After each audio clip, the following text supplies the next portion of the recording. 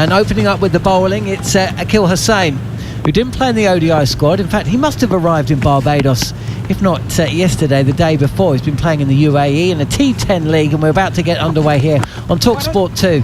A ball that just a little bit of turn into the right-handed Phil Salt. And it's punched into the covers and fielded. Jarrod Kimber alongside me. There used to be a big conversation about whether Buttler should open, but I think we put that one to bed. In T20 cricket anyway. He seemed to do okay, didn't he? I think so. I think the stats probably back that up. Just backs away here. Good crowd in. It is a night game in Barbados, so the Caribbean Sea isn't glistening in the background. But it's a successful partnership here. Phil Salt and Jos Buttler. They've been together on numerous occasions. They've got a good opening record. Spin one, yeah. Spin one, buddy. Come on. And Hussain about to bowl his second delivery is in, and this is edged. A diving attempt at first slip. Went close to the fielder and rattles away to the boundary for 4. Yeah, first signs of we've seen a bit of hoisting in this T10 stuff. He generally drives the ball into back of a length, and as we see with that one, he can bowl this almost like a seam up old school arm ball that drifts in to Salt, cramping him for room, so the ball ends up getting real tight on him. He's trying to get to that leg side and force it through the offside. Slip has no chance. It's flown past him for 4. Yeah, that went at some pace. But Salt is down here, and this is a beautiful shot. Rides the bounce and just helps it up and over. And Phil Salt adds another boundary to his score. 8 without loss England after 3 balls. Yeah, this is clever batting. He's learnt from the ball before. The ball isn't really going to do him on the outside edge, so he's actually got a little bit across his stumps, got the sweep into play. There's a gap out there. Wonderful batting from Salt. Looks like the ball's just picked up a little bit of something, so the umpire's going to remove that. I'm not sure if you've ever travelled from one continent to another and not only changed countries, continent, but formats within the space of 3 days. But Hussain, and he's in again now. This is played not quite coming forward. Almost misjudges the length a little bit. Salt there, pushes this out into the covers. Yeah, from T10 to T20. I mean, that doesn't ask too much of a bowler, but certainly travelling that kind of distance between the two. I know it's a new world for cricket these days. Steps back this time, does Salt, and a first view of the returning Andre Russell. And even an Andre Russell from 15 years ago would have failed to stop that or chase it down before it reaches the point boundary. And that's the third 4 of the over. Yeah, it's pace on the ball again that Salt has really gone after. This is up in the high 90s k's per hour, and Salt's thriving off that at the minute. The only ball he's not really looked to score heavily off is the one that he dropped into the 80s. Can he be brave and take some pace off? Last ball of the opening over, and this will be a single to mid-off, fielded by Alzari Joseph, and Salt comes through for a single. So 13 from the first over, a good one for England. And your thoughts at these early stages, Jarrod Kimber? Yeah, it's very interesting that they've scored so well off this first over. So Akil Hussain is the 6th most economical bowler in T20 cricket over the last 3 years. So he's been going at 6.79 runs an over. So he's a distance away from Sunil Narine, but close enough. There's a lot of left-arm finger spinners up there as well, especially a lot of the Bangladeshis. And so getting after him, I know one of them was an edge, but putting pressure back on him is quite important. The most, the least economical spinner, Liam Livingstone, who plays today. Were you surprised a little bit about the makeup of the two sides? It seems to be going in. Is this with an eye to the West Indies with an eye to winning this match, and England with an eye to the World Cup in June, just with Ahmed and Rashid playing today? I don't know what the West Indies are doing because Andre Russell's here. It's very confusing to me, if we're being honest. Holder, first ball of his over, and good bounce here, but ridden comfortably enough by Phil Salt. We're going to see Jos Buttler for the first time in the match. 14 without loss here on TalkSport 2. You can join us on the TalkSport Cricket YouTube channel as well. If you're watching, then welcome. If you're listening, same to you. I mean, West Indies have an alarming amount of all-rounders who bowl right-arm seam. don't they? Like, it's a weird squad. You've got Robin Powell, Romario Shepherd, Andre Russell, Jason Holder. I know they're all different kinds of bowlers, but that's a lot of right arm seam who likes to whack it. So yeah, it's interesting. They also didn't pick Moti, who I thought bowled beautifully in the ODIs. Holder again, and again, good bounce, and Butler just plays this down to Gully, where there's a shy of the stumps of the non-strikers end. We'll have a little look to see whether Phil Salt had advanced down the track. I imagine he had done. Bats, did you see Moti, Gudakesh Modi bowl? He spun the ball a long way in that series. Yeah, he did bowl very nicely, and he's a little bit unorthodox, isn't he? Not sort of traditional, shall we say, as a spinner, but yeah, it's of course, selection nowadays, well, you can't predict it, can you? Holder again is in. This is well wide down the leg side, and called as much. Holder had an incredible series against England in that T20 series at the start of last year. It took 4 wickets in 4 balls to wrap up victory in that 5th T20, all of which were played here at Bridgetown. The player of the match in 2 of the games, player of the series. He's just turned down a West Indies contract though. He's in again, and Butler will get off the mark.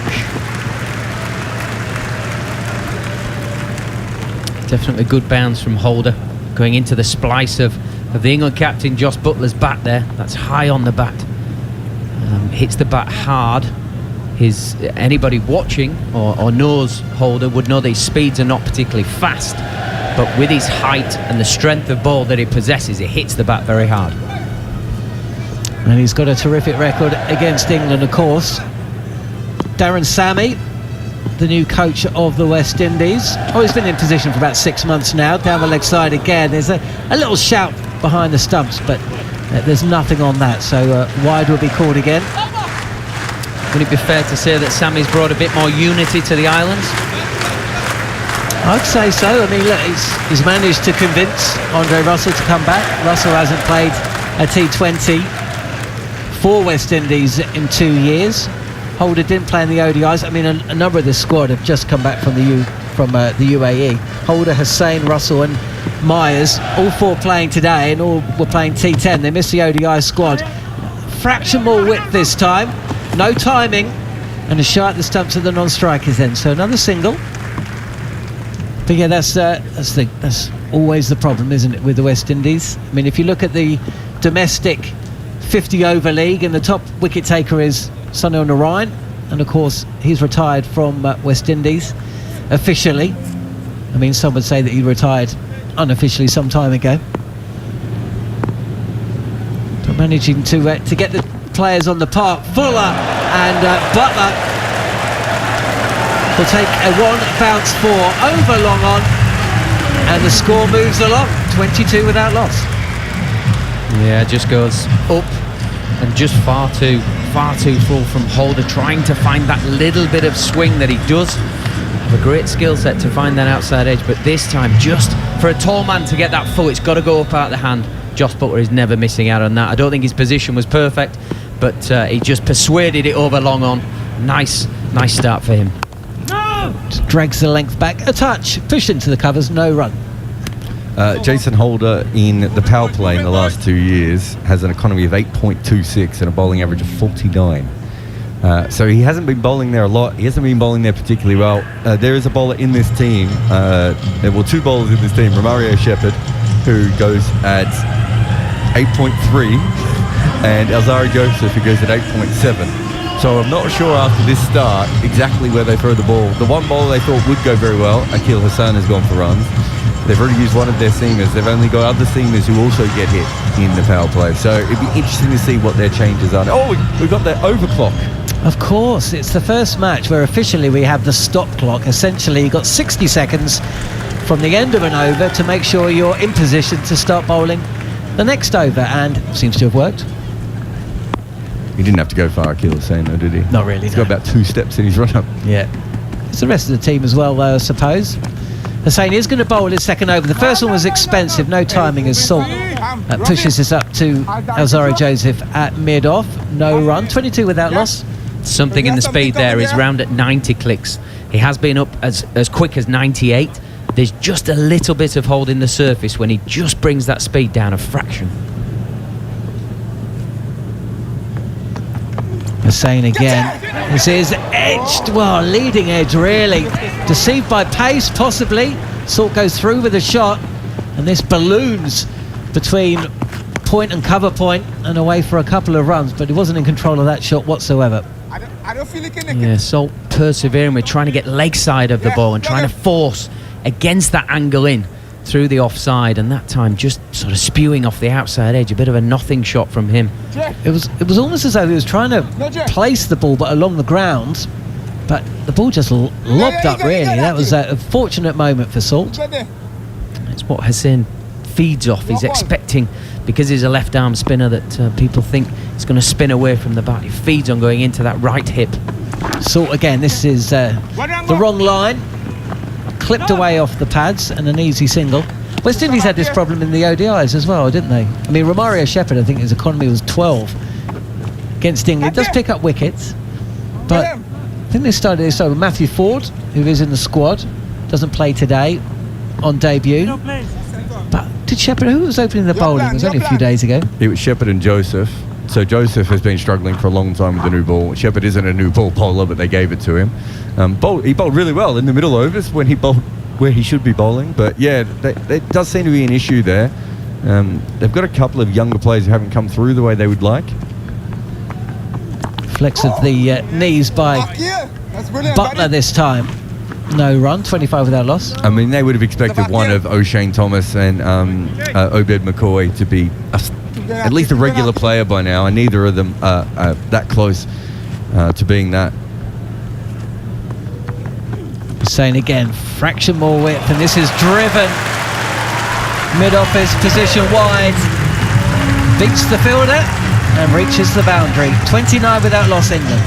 Yeah, you could just see him at the end of his mark there, saying, I wonder if Butler saw this. He set it in his finger to bowl the arm ball, that one that drifts back in, but it starts sort of fourth off stump, just a little bit wide, and with that length to a quality player like Josh Butler, he's just going to throw his hands at it. Drilled it on the floor. Well, you spotted it, didn't you? I saw you gesticulating. This turns away this time from Butler. Picks out Andre Russell at point. And that's a decent start for England here on TalkSport 2. 3 overs in, 29 without loss. That's when T20 started. There was a lot of, let's call them David Hussey style bowlers who didn't spin it a lot but bowled, quite quick, what would you say, direct, but didn't get a lot on the ball. You see someone like Akil Hussain, and he bowls a lot of straight balls. He probably won't now because it's not working for him, but in a general day, you watch him bowl a lot of straight balls. But he buys that because of the ones he can spin, right? Like, you can't just get away with bowling straight anymore the way that you could in the early T20 days. Yeah, I think you saw how he set that ball. It was almost like seam up with his finger, trying to get the drift, so it's not a straight ball, he's trying to swing it almost at good pace. Here is Holder, and this is pulled disdainfully by Phil Salt through mid-wicket and away for 4. Seized on the length, enjoyed the pace, and the crowd liked that one. Yeah, just sat up, didn't it? That's when height goes against you. The big man Holder looked like a bit of an off-cutter trying to go into the surface, but certainly a pace on off-cutter, and it just stuck in. And Salt, that's his meat and drink. He targets long on round to sort of mid-wicket early on in the power play. Well, we know all about Phil Salt. He lived in Barbados, of course, as he gives himself room. Holder drags it down a touch. There's lots of width, and Salt just helps this up the circle on the offside and away for another 4. Yeah, I don't think Holder's done as much wrong with this ball as he did do the previous. It's going sort of in and over off stump, but Salt up to the challenge, sort of backs away and gets deep in his crease and plays that new modern shot where people are trying to go off the back foot but up and over extra cover. It's a wonderful piece of batting. What's Holder going to do here? Well, it's a good length delivery on off stump again. Good pace. Could be a mix-up here. Fielder throws to the wrong end, but Phil Salt would have got back anyway. 38 without loss. Middle of the 4th over. Josh Butler 9 from 7, but Phil Salt 27 from 14. Yeah, Salt's really flown out of the traps, but it's the intent from England. You could hear it there on stump, Mike. Yeah, we'll have 2. They're off. There's a real intensity to what England are trying to achieve in this early balls in the power play. Yep, here's the early stages of the game as Holder is in, and Butler this time attempts to just wrap this over his shoulder. It gets a little bit on the ball, but not enough to beat the diving keeper, who fields it well, actually. It's no run. If you stuck with us, following our coverage of that big game in the Championship between Sunderland and Leeds, you're listening to the words of the head coach of Surrey, Gareth Batty, Jared Kimber, myself, John Norman. We'll be heading over to Barry Wilkinson very shortly at Kensington Oval as Butler just knocks this into the offside with the field pushed back on the circle. There's always a single there. One ball left of the fourth over, and England are 39 without loss. Yeah, it's a nice partnership this, isn't it? Josh Butler giving himself some time. Whenever the West Indians have got it wrong, he's taken them to the cleaners with a boundary, but anything in between, he's quite happy to bide his time, because Phil Salt gives him that luxury. He takes massive risks and he takes it to the bowlers. Holder again, and they risk a risky shot here by Phil Salt, but once again he's got just enough on the ball, not enough to get to the boundary. The ball pops up over mid-off and it's thrown back for a couple. Now, is that little injury? Look, the outfielder's come up. That's not really what you want to see, is it? Is that Shepherd? Yeah, Shepherd. Yeah, he's had a big dive and his knee gets stuck in the turf. It's like that moment when you're expecting to slide as you've hit the deck and you almost stop instantly, which your knee is not enjoying that, and probably through your vertebrae the shock is not pleasant. There's been a bit of rain in Barbados. The ODI on Saturday was a stop-start affair, and I think actually you could have probably just run it down. The ball kind of slowed up as it approached the boundary. Certainly Saul got no timing on the ball, it was all muscle. Talking of muscle, not you, Bats. Andre Russell is going to come on and have a little bowl. You got to call him Dre Russ, haven't you? That's the new thing, Big Dre Russ. I'm not sure it's the new thing. Delivery swatted up and over Romario Shepherd again at mid-off. Won't reach the boundary on the fall, but 4 runs to the score. That was a loosener to end all looseners.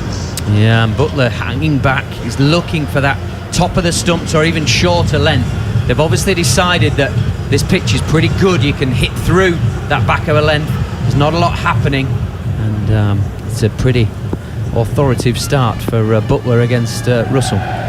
Russell again past the umpire, and a swing and a miss from Butler. This time the bowler gets on over the batter. No damage done. 45 without loss. I mean, from the outside, I mean, we're approaching the end of the over, well, approaching the stage where we're going to be throwing to Barry Wilkinson, so it may be a conversation for later in the piece, but you must have been watching on the World Cup, of course, at bats. Josh Butler, a guy you know well. Just seeing him struggle with the bat, certainly in 50 over cricket, as he sets himself again, just attempts to hit the ball over his shoulder. Russell believes he's got something on it, the keeper does too, but the umpire unmoved. Oh, West Indies about to go upstairs. Butler's got the old poker face on. I think Jared thinks that he got a little bit on it. Your thoughts, Pats? Butler's reaction from as soon as it's gone through to Puran, the keeper, is shown nothing. So it's either a feather or he's nowhere near it. Review for a caught wicket. Well, we're going to have a review. No decision given on field. Butler is shaking his head. Fair delivery established. Can we move on to front on, please? To Phil Salt. He doesn't think he's got anything on it, but we're about to find out. It certainly won't be a particularly earned wicket. It's on leg stump. If he'd stood in his line, he could have hit Ball it. Do you think appears he to hit be it? pretty close to the edge of the bat. It does look like the ball deviates slightly, but it's almost impossible to tell from this angle. But we do have Hawkeye and Ultra Edge, so find out very shortly. I mean, live, it just looked like he hit it to me. It looked like he just flicked it around the corner, but Puran was convinced, wasn't he? But as was Russell. Yeah. As you say, it wasn't a great delivery. It was on leg stump. Good length. Standing by, James. Butler got into position. Could have feel if he'd stayed where he was, he could have swatted it anywhere.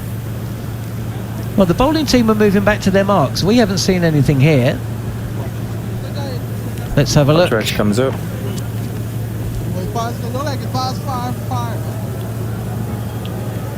Continue forward.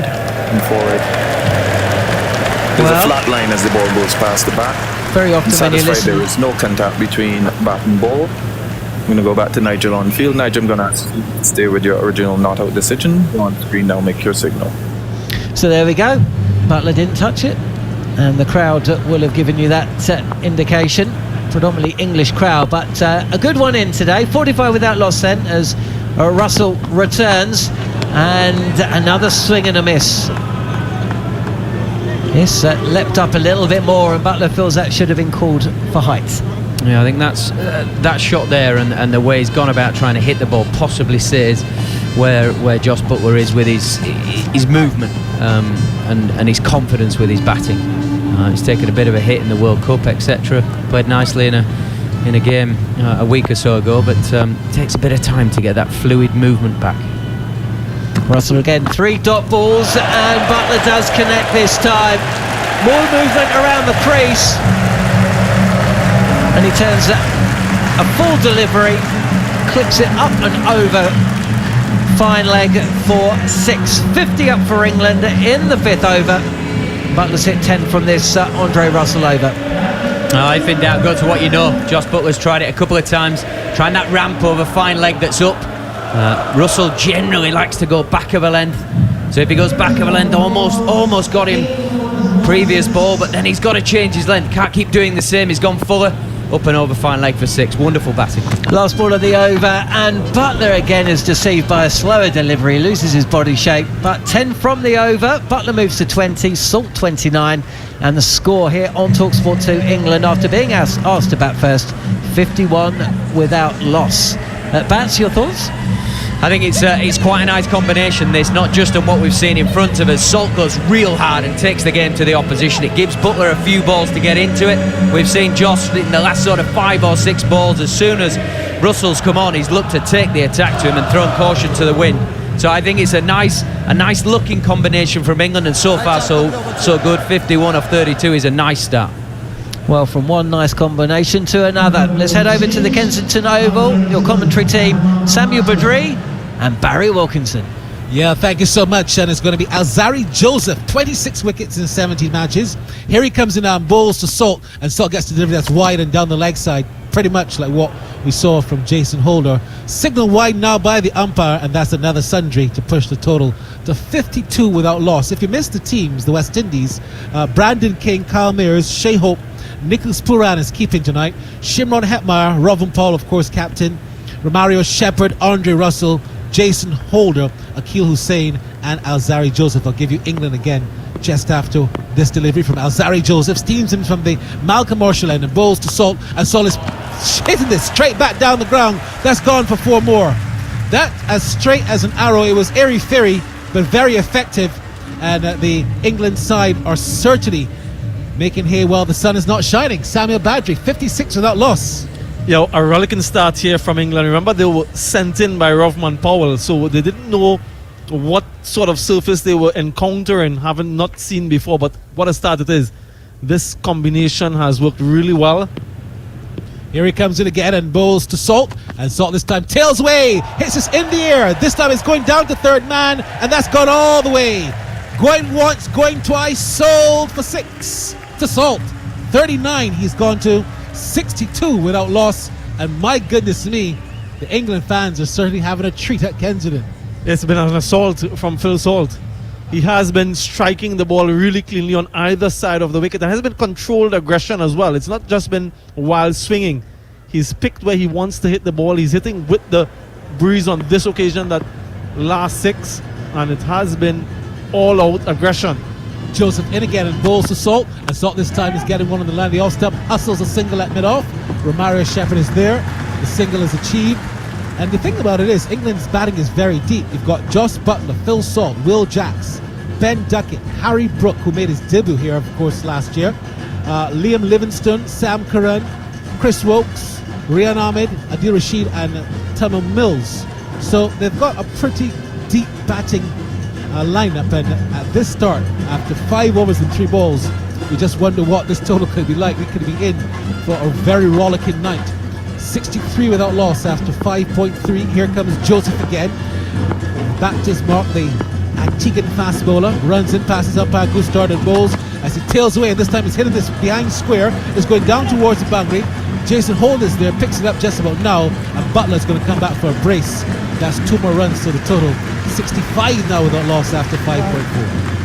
Yeah, and this is what they've done so well. So in addition to hitting the 6s and 4s, they've also run well between the wickets. They've picked up singles, and to add No insult ball. to injury, it's a no ball as well. So it's going to be a free hit. And who's the lucky recipient? Just Butler. Zari Joseph just overstepping. Well, it's a huge no ball when we look at the replay on our screen. No doubts there from the third umpire. What can Zari Joseph do here now? He can't change the field, so he has to bowl with the same field, the 2 fielders out, fine leg and deep backward square. Butler to get the free hit. Here comes Joseph and goes to Butler, and Butler's swinging this out today. Wide long on, that's 4. But that's making use of the free hit. He tailed away and swung it. There was no real panache in that shot. It was just a wild swing, and he could afford to do that being a free hit. And he didn't get the maximum 6, but he got 4. He'll be happy with that. He rushes now to 26, and this total is getting away from the Windies. England are 72 without loss. Yeah, this is brutal, absolutely brutal from Just Butler. Remember, not too long ago, he made a golden duck, first ball duck, but he's making up today. Here comes Joseph in again and bowls to Butler, and Butler this time gets a slow delivery on the line, the leg stump, turns it into the onside, forward to square, and there is just 1 run. So we've got 70 correction without loss. 70 without loss. Butler goes to 27, and Salt, he is on 40. Josh Butler hungry for some success. England have had a really rough couple of months. 3 matches won out of 9 at the World Cup, being defending champions, losing the series in the ODIs to the West Indies 2-1. So they really want to try and do something special in this 5-match series. The second one starts on Thursday in Grenada. Here comes Joseph now and bowls to Salt, and Salt this time gets a delivery that's wide and down the leg side, and that's missed altogether there by the keeper Puran, and it's gone into the boundary for 4. 5 all told. Well, that's very sloppy and perhaps significant, and sums up what we've seen from the West Indies tonight so far. Yeah, the wheels are coming off, and it's only the 6th over. We're not even through the first power play 1 here. Going down the leg side, dropping short of Nicholas Puran and going through his legs. Should have gotten something behind that to stop it. That's 5 extra runs. An expensive first over from Alzari Joseph. 25 conceded, 1 delivery remaining. 76 Barry Wilkinson, 1 delivery left in the power play. And Matt Fingal is turned up with his band. Will that inspire the Windies as Joseph comes and bowls to Salt, and Salt gets the delivery that's down the leg side again, and he's turning it to the short fine leg for 1. So the Windies, of course, winning the toss. The average first innings score on this pitch for T20s is 155. I think at the rate England are going to definitely surpass that, given a miracle. We've got 6 overs gone, 77 without loss. Samuel, what do you think about this West Indies team? Was it a harsh decision, you think, to leave out Moti? If he did play, who would have come in? But the thing about it is, Moti has been bowling so well, I thought it was harsh to leave the left arm spin round. Yeah, I concur. When I looked at the surface, it seemed to be quite dry, and what we saw from Akil Hussain in his early couple overs was that there was some grip. England, on the other hand, they have at least 4 bowlers who they can rely on for some overs of spin. The 2 wrist spinners have been included. So from that standpoint, and you mentioned the fact that Gudakesh Moti has been in good form, I thought he should have been in the starting 11 for this particular game. Who could have been left out? That's the question. Romario Shepherd, maybe. Jason Holder, maybe. He's done well. He's the leading wicket taker here at the Kensington Oval. And Andre Russell just coming back in. So I can understand the conundrum in terms of the selection and who they possibly could have left out. But for me, Gudakesh Moti should have been in this playing 11 tonight. It's always going to be difficult with Russell, of course. He's the kind of player that if he's going to be in a squad, you can't put him to sit down. He always has to play if he's going to be in the squad. And that's going to be the unfortunate thing for some players like Moti, who's going to have to take the brunt of the senior player coming in at his expense. Well, Russell, speaking of the man, he's bowling now. Here he comes in to bowl to Salt, and this time it's his delivery that's whacked in the air, out to mid-wicket, over mid-wicket, and that's out caught, brilliantly caught by Shimon Hetmar. They're going to review it for sure, but Hetmar, the ball was in the air, Hetmar caught the ball, jumped over the boundary, threw it back into play, and then he jumped back into play and took the catch on the rebound. That was extremely smart by Shimron Hetmar. They're reviewing it, but I think that he's going to have to go. That could be an excellent piece of cricket from Shimron Hetmar. Let's look at the replay. He took the catch inside of the circle, inside of the boundary line, and then he stepped out, threw it up in the air, stepped back in, and took the catch cleanly. That's out. Exceptional work from Shimron Hetmar. We've seen this so frequently now in modern cricket. These fielders are so good at this. Easy catch. He had to step out and then step back in the presence of mind to throw that ball up in the air and to throw it with control so that he can come back in and grab it on the second attempt. Phenomenal work, and they needed some sort of brilliance, the West Indies, to break this opening partnership. It was 77 in 6 overs. They were going at a pace. And Phil Salt will be the first batter dismissed. Brilliant catch. That has to go down all to Shimron Hetmar's brilliance in the outfield. But Russell will be the bowler who this wicket is accredited. 40 from just 20. So strike rate of 200, 6 fours and 1 6. Salt's gone for 40. Caught Hetmar, bowled Russell, and the Windies finally have something in that right-hand column. And it's Andre Russell, the man from Kingston, Jamaica, who has not played a while for the Windies. 35 years old, has played a lot of cricket in the IPL and the Big Bash, just about almost every T20 league, but he has been absent for a while for the Windies. He's back. I don't want to say with a bang because that's just 1 wicket, but he'll be very happy that he's actually got this partnership broken. But Will Jacks has come, 7 innings, only 108 runs, the best of 40, so his career still is loading, unlike Russell's, which is perhaps now at about 80 or 90%. Here he comes in now and bowls. First ball to Jacks, and Jacks gets a little bit short with some pace as well, and there was Jacks fending it off and playing it down to third man. There's a fielder there, so they only get 1. Jacks is off the mark. 78 now for 1. And this is where the challenge really is. Post that power play, when the field is spread and there are additional fielders out on the boundary, can England maintain that tempo? They've lost a wicket now. How do they go about the next couple overs? As we see on the replay, that piece of brilliance from Shimron Hetmar right in front. The Greenwich and Haynes stand in front. A lot of English supporters. That would have silenced them momentarily. Here comes Russell now, bowls to Butler, and Butler this time is steering the ball to short third man. They'll take a quick single. The throw comes in, hits the stumps, ricochets, and there was thoughts there of perhaps a normal throw, but that did not materialise. Settled for the single. 79 for 1 now. The run rate is 12.12. What a crowd we've got. It's a beautiful night here at Kensington. You can see some stars in the sky twinkling as the England fans dominate the spectators again. I would say this time it was on about 85-15 on Saturday. Today I think it's about 65 or 70-30. Would you reckon, Sammy? Yeah, just about. I think your maths is just on point there, Barry. Here comes Russell now. He runs in and bowls to Jacks, and Jacks this time gets a delivery that's on the off stump, steered down to third man again. Coming into action is Alzari Joseph, and there is just 1 more run. 80 now for 1 and over number 7.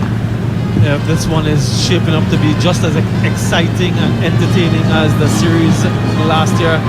Early part of 2022, that 5-match series that West Indies eventually won 3-2. The first match was low scoring. England only got to 103, but the next 4 were absolutely breathtaking ones to look at. Here comes the bowling of Russell now, bowls to Butler. Butler's looking to again just use the upper hand to steer it to third man. Misses it, taken there by the keeper.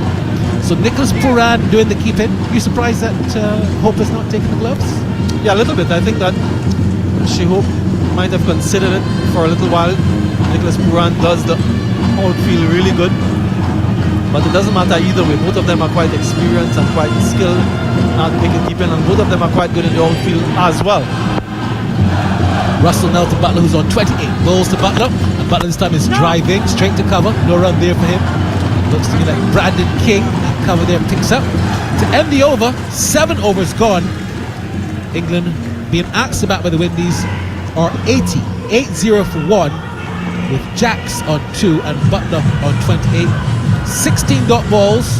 We've had 10 fours, 2 sixes, and And this crowd have been treated to a belter to begin this first CG United T20 series. I told you there's another game on Thursday in Grenada.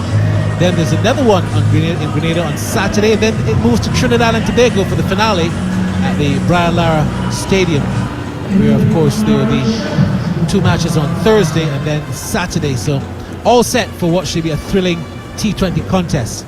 Romario Shepherd is going to come on now, and he'll take over from Azari Joseph. 32 matches, Romario Shepherd, 31 wickets. He's been more useful as a batsman, lower order batsman these days than he has been a bowler.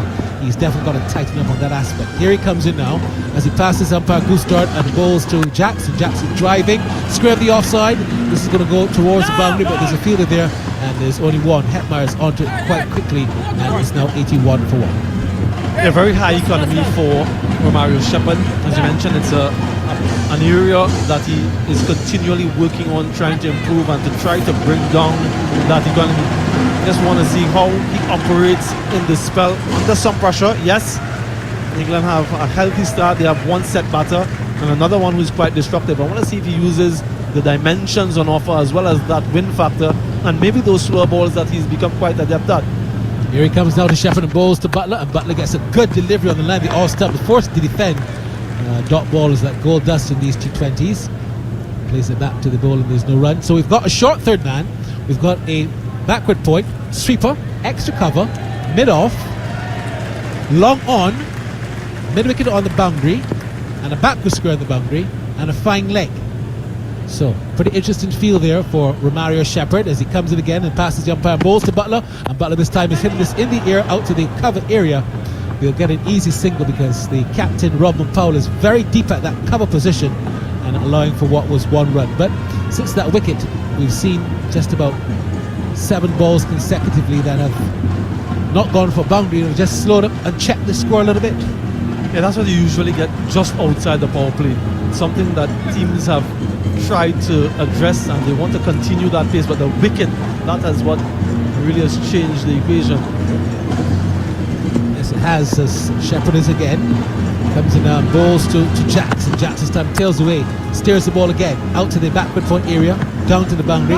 Running in there is Hetmeyer, and that's just 1 run. So another single, pushing up the score to 83. Of course, we saw another T20 international today being played with India and South Africa. The South Africans winning that by Duckworth and Lewis Stern. So international cricket has not even taken a breather after the World Cup.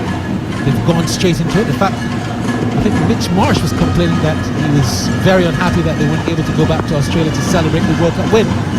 Shepherd again bowls a slow delivery, driven straight to mid-off. Jason Holt is there, can't stop the single. 1 more run to push the total now to 84 for 1 in over number 8. And less than 6 months time we have another ICC World Cup, the T21, and these teams, they have very few matches between now and then. Take for instance the West Indies, they have these 5 matches followed by 3 in Australia and then a further 3 against South Africa before that. So it's a limited opportunity for the coaching staff, the selectors and even the players to fine-tune their skills and to identify perhaps that 15-man squad that the West Indies will be hopeful for can do well in the World Cup. Shepherd bowls and this one is whacked away, but straight to the fielder on the sweeper boundary in Shimron Hetmeyer again, so just another run. 8 overs gone, and the West Indies, who won the toss and put the English in to bat, they're 85 for 1. 85 for 1. And from an England standpoint, they only have 5 matches post this one against Pakistan. So they have in total 10 T20 internationals at this stage before that T20 World Cup for them to look at their potential players and to see who are the best fit for that title defense. Remember, England are the defending champions, and I like what they did today in pairing both Adil Rashid and Rian Ahmed together to see what they can do. Adil Rashid, we know, is phenomenal, is very experienced, but Rian Ahmed, he bowls really well against left-handed batters. West Indies have a few, Shimron Hetmeyer, Nicholas Puran, to name a couple. So I'd like to see how they operate together against this West Indian batting lineup. Yeah, that's a good point.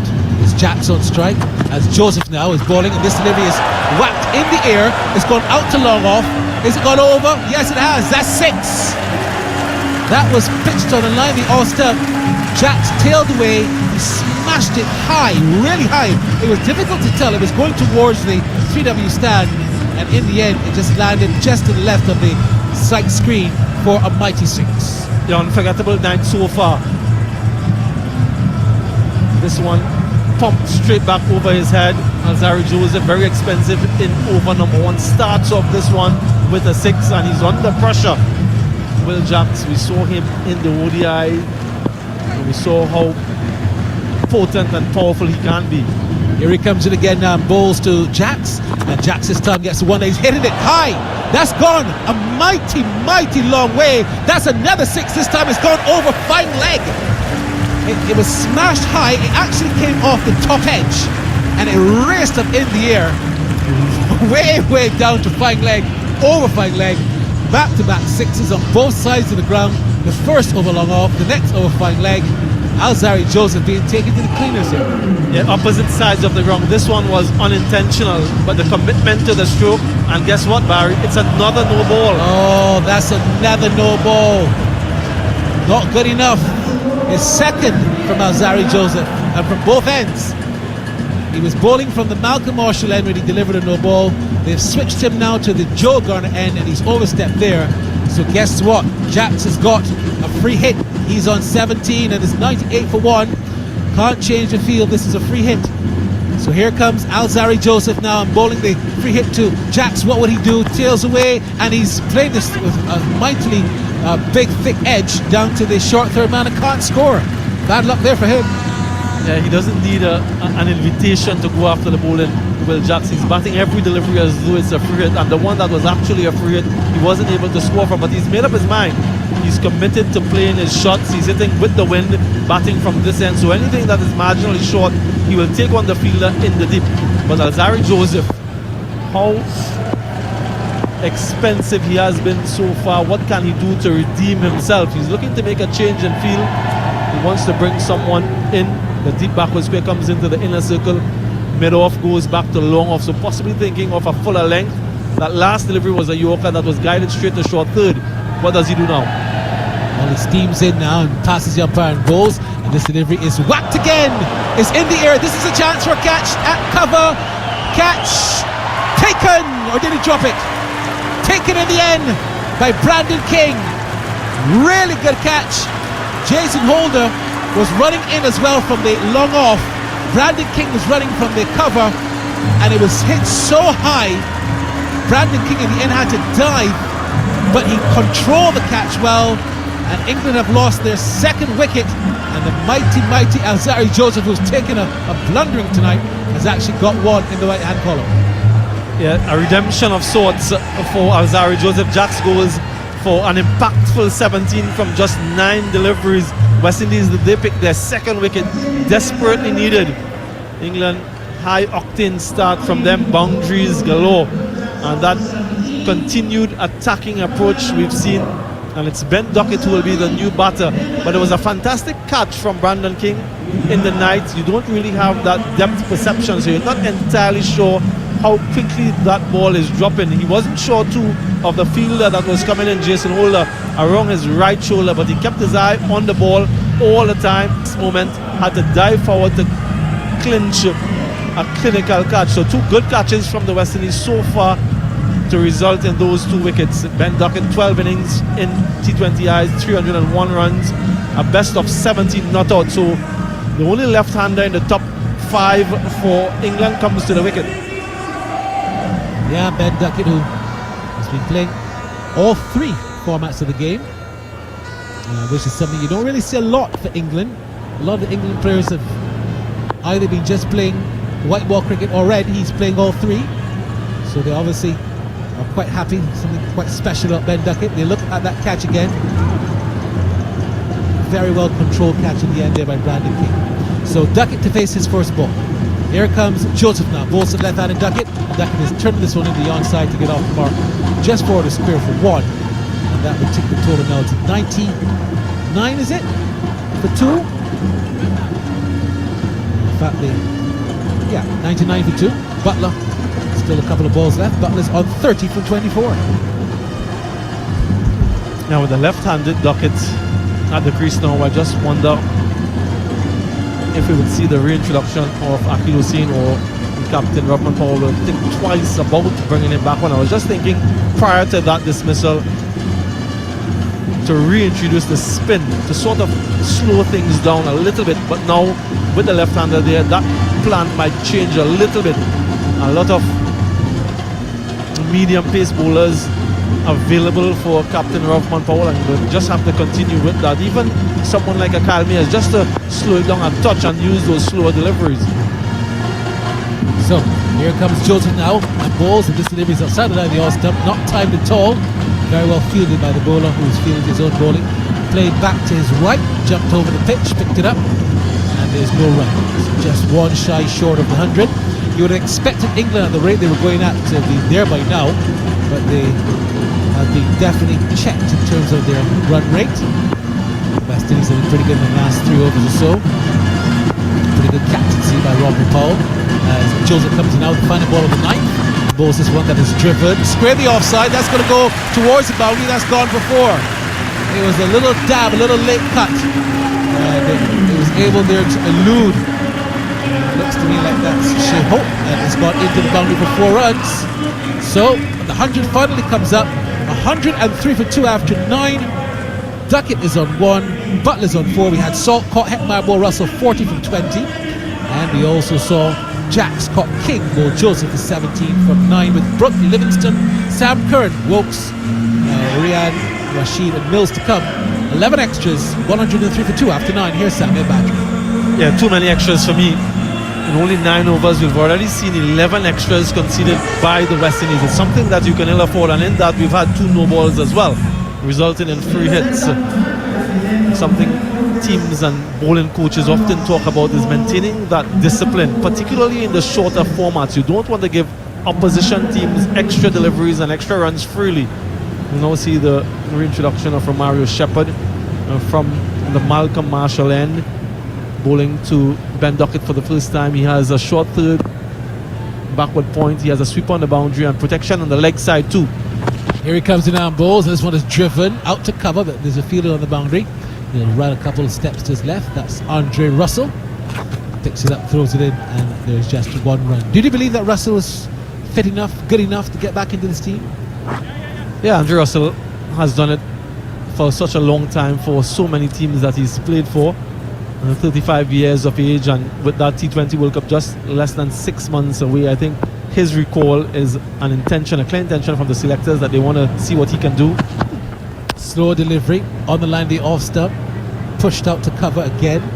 Shimron Hetmeyer is there, picks it up, and there's just 1 more run. Yeah, and they believe that he still has the quality to make an impact in international cricket, and we know from experience when he's on song, when he's on his day, he can take apart any opposition, and he can also contribute with the ball. But I just think that with the glut of all-rounders that the West Indies have currently, can he fit or can he transition smoothly back into the starting 11? We saw the conundrum today in terms of that selection with only the 1 spinner. Shepherd again comes in and bowls to Duckett, and Duckett is driving. This is going to go down to the boundary, just between the short third man and backward point. 4 runs. That boundary there is unprotected, and it means now that Duckett moves to 6, and the total is 109 for 2. Yeah, thickish outside edge really from Ben Duckett. He might have opened the face of the bat, but gets it in the gap importantly and adds to the tally. England are racing away here. There's no slowing down despite the fall of that second wicket. They seem intent on carrying on with that level of aggression. Shepherd in again, turns and bowls again to the left-handed Duckett, and Duckett is driving again, pushes the ball out to cover. Russell called to account, picks it up, and there's just 1 run. 110 then for 2. Ben Duckett, of course, the man from Kent, 29 years of age, is playing, I should say, 15 tests, 11 ODIs. This is his 11th T20 as well for England. Romario Shepherd now passes the umpire and bowls, and this time is played again behind point. A chance to run out of the non-striker's head, thrown in just about now by Hope, but he misses, and the batsmen get another single. Butler moves quietly along to 36 from 28, and it's a Nelson, 111 for 2. 2-time T20 champions, England. They won, of course, in 2010, that edition of the T20 World Cup hosted here in the Caribbean. West Indies two-time World Cup champions. So these two teams have lots of pedigree when it comes to T20 cricket. Yeah, the one right here at this ground as Shepherd bowls, and this one is driven beautifully out to the mid-on area. Just one run. So one run to end the over. Halfway stage, 10 overs gone. England being asked to bat their 112, 1-1-2 for 2 with Butler on 36. Duckett is on 8. The run rate 11.20 as they're really going great guns. Slowed up a little bit, but this partnership has begun to build again. England seem to be smiling at the moment. John Norman to resume the commentary. Thank you very much, Barry Wilkinson. Yep, summed up perfectly. England 112 for 2 after 10 overs with Ben Duckett and Jos Buttler at the crease. You're listening to TalkSport 2. Get in touch with us at cricket_TS or at TalkSport 2 or via the new TalkSport Cricket YouTube channel. I'm just scanning through some of the comments. Would you agree with this, Bats, that Death Rider 54 says England's still on for an easy 200 plus at the moment? Would you agree with that? Yeah, the numbers say that you should easily be doubling your score with wickets in hand. The captain, Butler, 36 not out. There's some incredible power to come. Brook, Livingston, Curran, Wokes, you would say, all strike a mean ball. Rahan and Rashid, both of them can bat very, very pleasantly as well. So no, there's huge amounts of ammunition for England. And Jared, would you agree with Death Rider 54 when he says Jos Buttler is playing the anchor role like Craig Brathwaite does for the West Indies Test team? I mean, what I like is that the Surrey coach had to answer a question from Death Rider 54. I think that... Hey, everybody's welcome. Exactly. We were just talking about the Brathwaites off air, weren't we? There's a lot of Brathwaites, isn't there? Look, I think me and Bats were talking about this on and off air, that Buttler just doesn't look like his feet and hands are right. His balance isn't always there. He's probably trying to get some time in the middle, Bats, I'd say, isn't he? Yeah, but it actually balances up beautifully, doesn't it? The way that Salt goes at the ball, it allows Butler to find his feet, pardon the pun from what you were saying.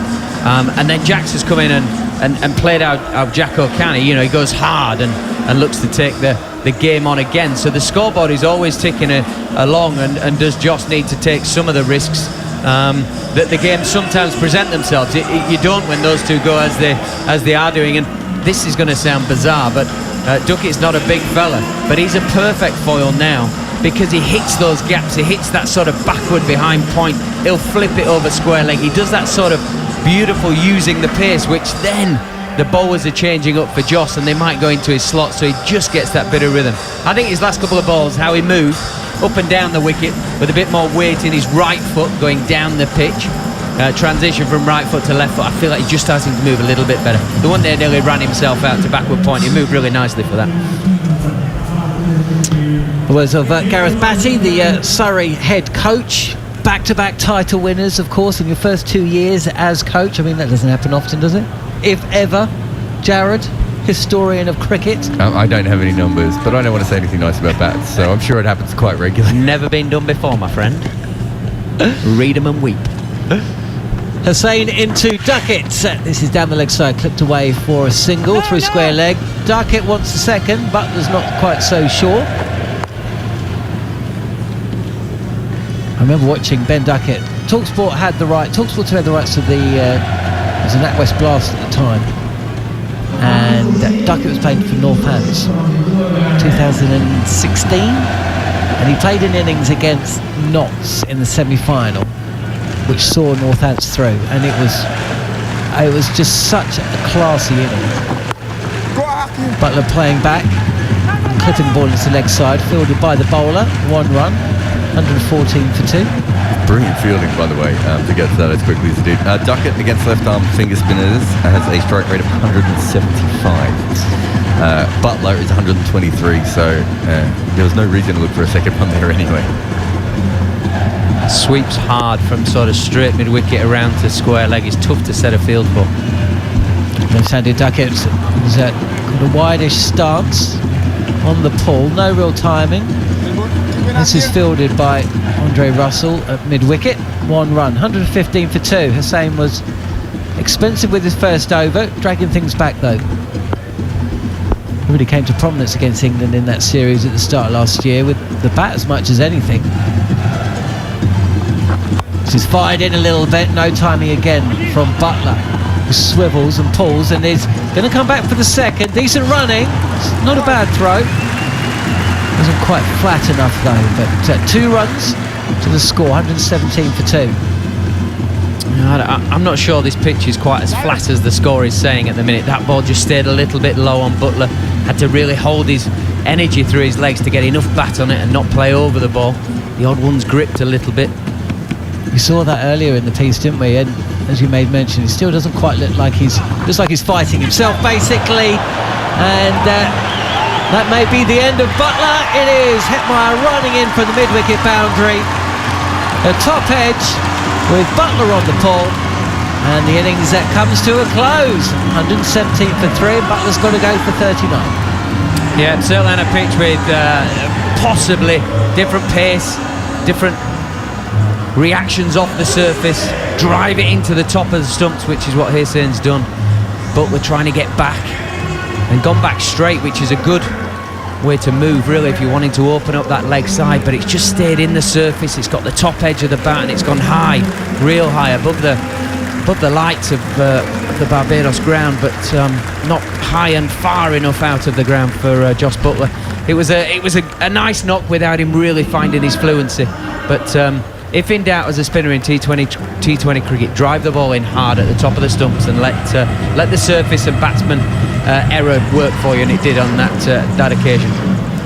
Just again, we had another high catch from the West Indies that was taken very close to the surface for no real reason. It's like they always seem to be late getting to their positions for the catches, and we saw a lot of drops in the ODIs. It's a baffling trend. I don't know if you've seen this before, Bat. No, I reckon there was a shot. It was about 20-30 minutes ago. You could see the skyline. It felt a bit sort of twilighty. We get it more in England than anywhere else, but it did feel like the lights haven't taken full effect. So it's sometimes tough to pick up and to get the way the ball's falling out of the sky. Harry Brook is the new batter, and he will face this delivery from Hussain, which is on a 5th stump line, cut away, and Brook gets off the mark. Brook was let go by Sunrisers Hyderabad. He will re-enter the IPL draft, which I believe is on the 19th. December. Yeah, 19th or 20th, isn't it? Yeah. I mean, to be honest, he was probably overpaid considering he didn't have a lot of experience over there, and you see that a lot, and then they overreact by getting rid of him. But there's been some very odd moves, especially one franchise getting rid of Hardik Pandya for cash and not taking any resources off the opposition. Leave off Vikram, leave off him. He's done a wonderful job. They've won it once. They didn't play Brook in the position that he does and has been successful, though. He was opening for Sunrisers, is that right? I think he batted in a few spots in the end, didn't he? I don't know. It's one. You see this where you pay a lot of money to a player and you kind of think that they're going to do whatever you want them to do, and it doesn't always work that way. And I think they lost patience. And then he hit the big 100, didn't he? And so I thought that maybe had saved him, but. They do like a shiny new thing, though, don't they? Well, I mean, that's the other issue, isn't it? I mean, Dual Brevis, we were being told was the next coming, and it can barely get into a side, right? Cameron Green. Here is Brook down the leg side. This dies on the keeper. Wide called. 119 for 3. Get in contact with us at cricket_TS. Neil has done so on the TalkSport Cricket YouTube channel. Absolutely love Jared and John. Just checking to see if Bats is mentioned. No. Got a photo with them at Lord's last year. What if it's that guy? Can you remember? I don't remember anyone taking a photo with us. Oh, come on. It doesn't happen that often. Oh, yeah. It's tough for me to walk down the street. Neil, thanks for joining us. Oh, there was a guy at Lord's. See, told you. Yeah. Well, it might not have been him, but I can't remember any other person taking your photo or mine together. Holders back, and again, a swing and a miss. On the pull is Brook. But this will be called wide again. So 2 wides at the start of Holders' 3rd over. 120 for 3 after 11 here on TalkSport 2 England. Yeah, you can see what Holders trying to do is trying to cramp Brook on his hip, trying to use his height and get it just that fraction full of length, but get it jumping into that hip, but just getting a fraction too straight. He struggled in the power play to get the line right. Got the length pretty good from time to time, but just got it either a fraction wide of off stump or a fraction down the leg side like we're seeing here. One of 4 players in the side who made their way from Abu Dhabi to the Caribbean, so I imagine they must have flown via London. That's a big old journey. Fuller, and is that an edge? Is Brook going to go? The umpire's finger is up. A wild swipe by Brook, trying to deposit the ball over long off. He could only get the outside edge, and England lose a cheap one. They're 120 for 4.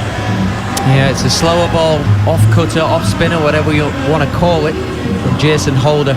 Brook, I think, seen this out of the hand. I reckon he's lined it up and he's trying to smash him like you would do an off spinner over long on.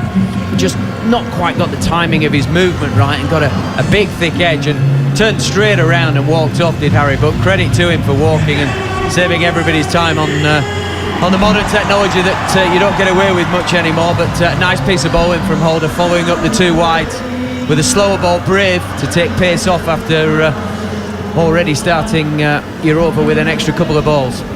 I think this is Jason Holder's probably best period to bowl is probably between about the 11th over and the 16th over before the death really starts. Also, there's a little bit more bounce on the ball, which is what helped him with that wicket there. Once he gets to the death, he starts to get hit a little bit more. He doesn't have great slower balls, and he needs that little bit of assistance off the pitch. Now, what you're saying is it's that window with the ball where the lacquer's gone off, so it just holds in the surface a little bit more, but it's not like the death overs where it holds in even more and it sits up. So it's perfect for his height and trajectory into the surface, I think. Yeah, I mean, the problem is where you fit, there's so many. We haven't seen Kyle Mayers or Robin Powell yet. They've got so many medium paces to use. Livingston facing first ball, he comes down the track. And in the end, kind of aborts on the shot, squirts through to the keeper. No run. Neil has got back in touch. He says, scroll to the top, lads. I did mention bats. What a shame. Disappointing. Love you, Neil. Should we see what he says? Absolute pleasure to hear Gareth Batty on comes again. I don't know why you just didn't lie and just have Neil just slagging off bats. One of my favourites. Lift and bounce again from Holder. Livingston on the move. He kind of rides this, but reacts almost like it's taken him by surprise. No run. This is good from Holder. Yeah, I feel like this is his skill. Normally you were looking at spinners to be holding the game in these periods, but he's almost bowling like a spinner. And Rob Key would be loving him. He'd be in the India team if he was India squad, because he's height and he's getting it into the surface, and the numbers say that's the way to do it now.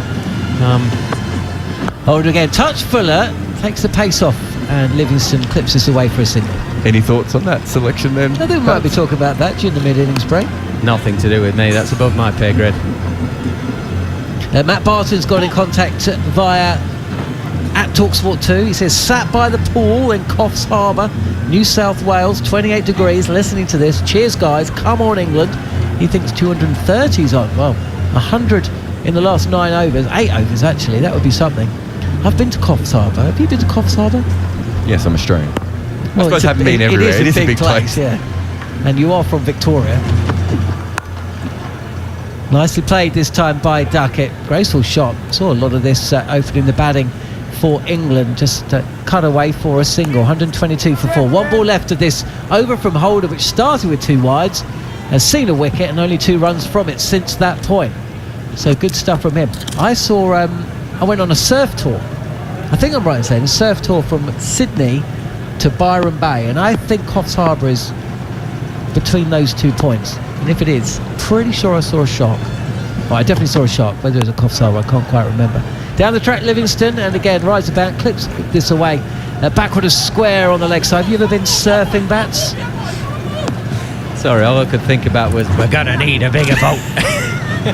I tell you, it was the first time I'd been to Australia, and I kind of figured that all this talk of, big bad animals was a little bit of an exaggeration. And I saw 3 sharks in 4 months. I would never get in the water. Yeah, no, we used to have to do some training in Perth with Adam Holyoke back in the day. And we used to swim from groin to groin. I can't swim very well. You run up the beach, swim out, and swim. Groin to groin. Yeah, it's like the rock. They call them groins, don't they? The rock sort of I've formation. never heard them called that before, Yeah. but I love it. 100%. I'm sticking with it. These massive rock form, and it's like 50 yards out, and I struggle to swim 50 yards, let alone swim 50 I've yards seen and then you down. swim. That's I'm not terrible your swimmer. Sorry to break away from this chat, but there is a bit of cricket. Hussein's going to bowl his 4th over. He did pick up a wicket. That of Joss Butler. Again, the boundary count has just started to slow after a quick start. I wonder if that's the pitch as well. And another run to the score, 124 for 4. Back to the groins. Yeah, well, I'm just going to say I think this is the matchup now for Duckett. If he's going to take a risk, I think he should take it against Hussain now, because that square boundary on their leg side, he could really go to town on it. 5 balls as well. It is Duckett.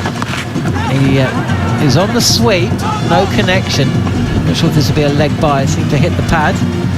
Comes through for a single, so he's missed out there. It'll be Livingston on strike for number 3 of Hussein's final over. Yeah, you did a lot of swimming in Barbados, didn't you, when we were there? I had a turtle go under me. It's a bit more friendly than a shark. It was a big turtle, though.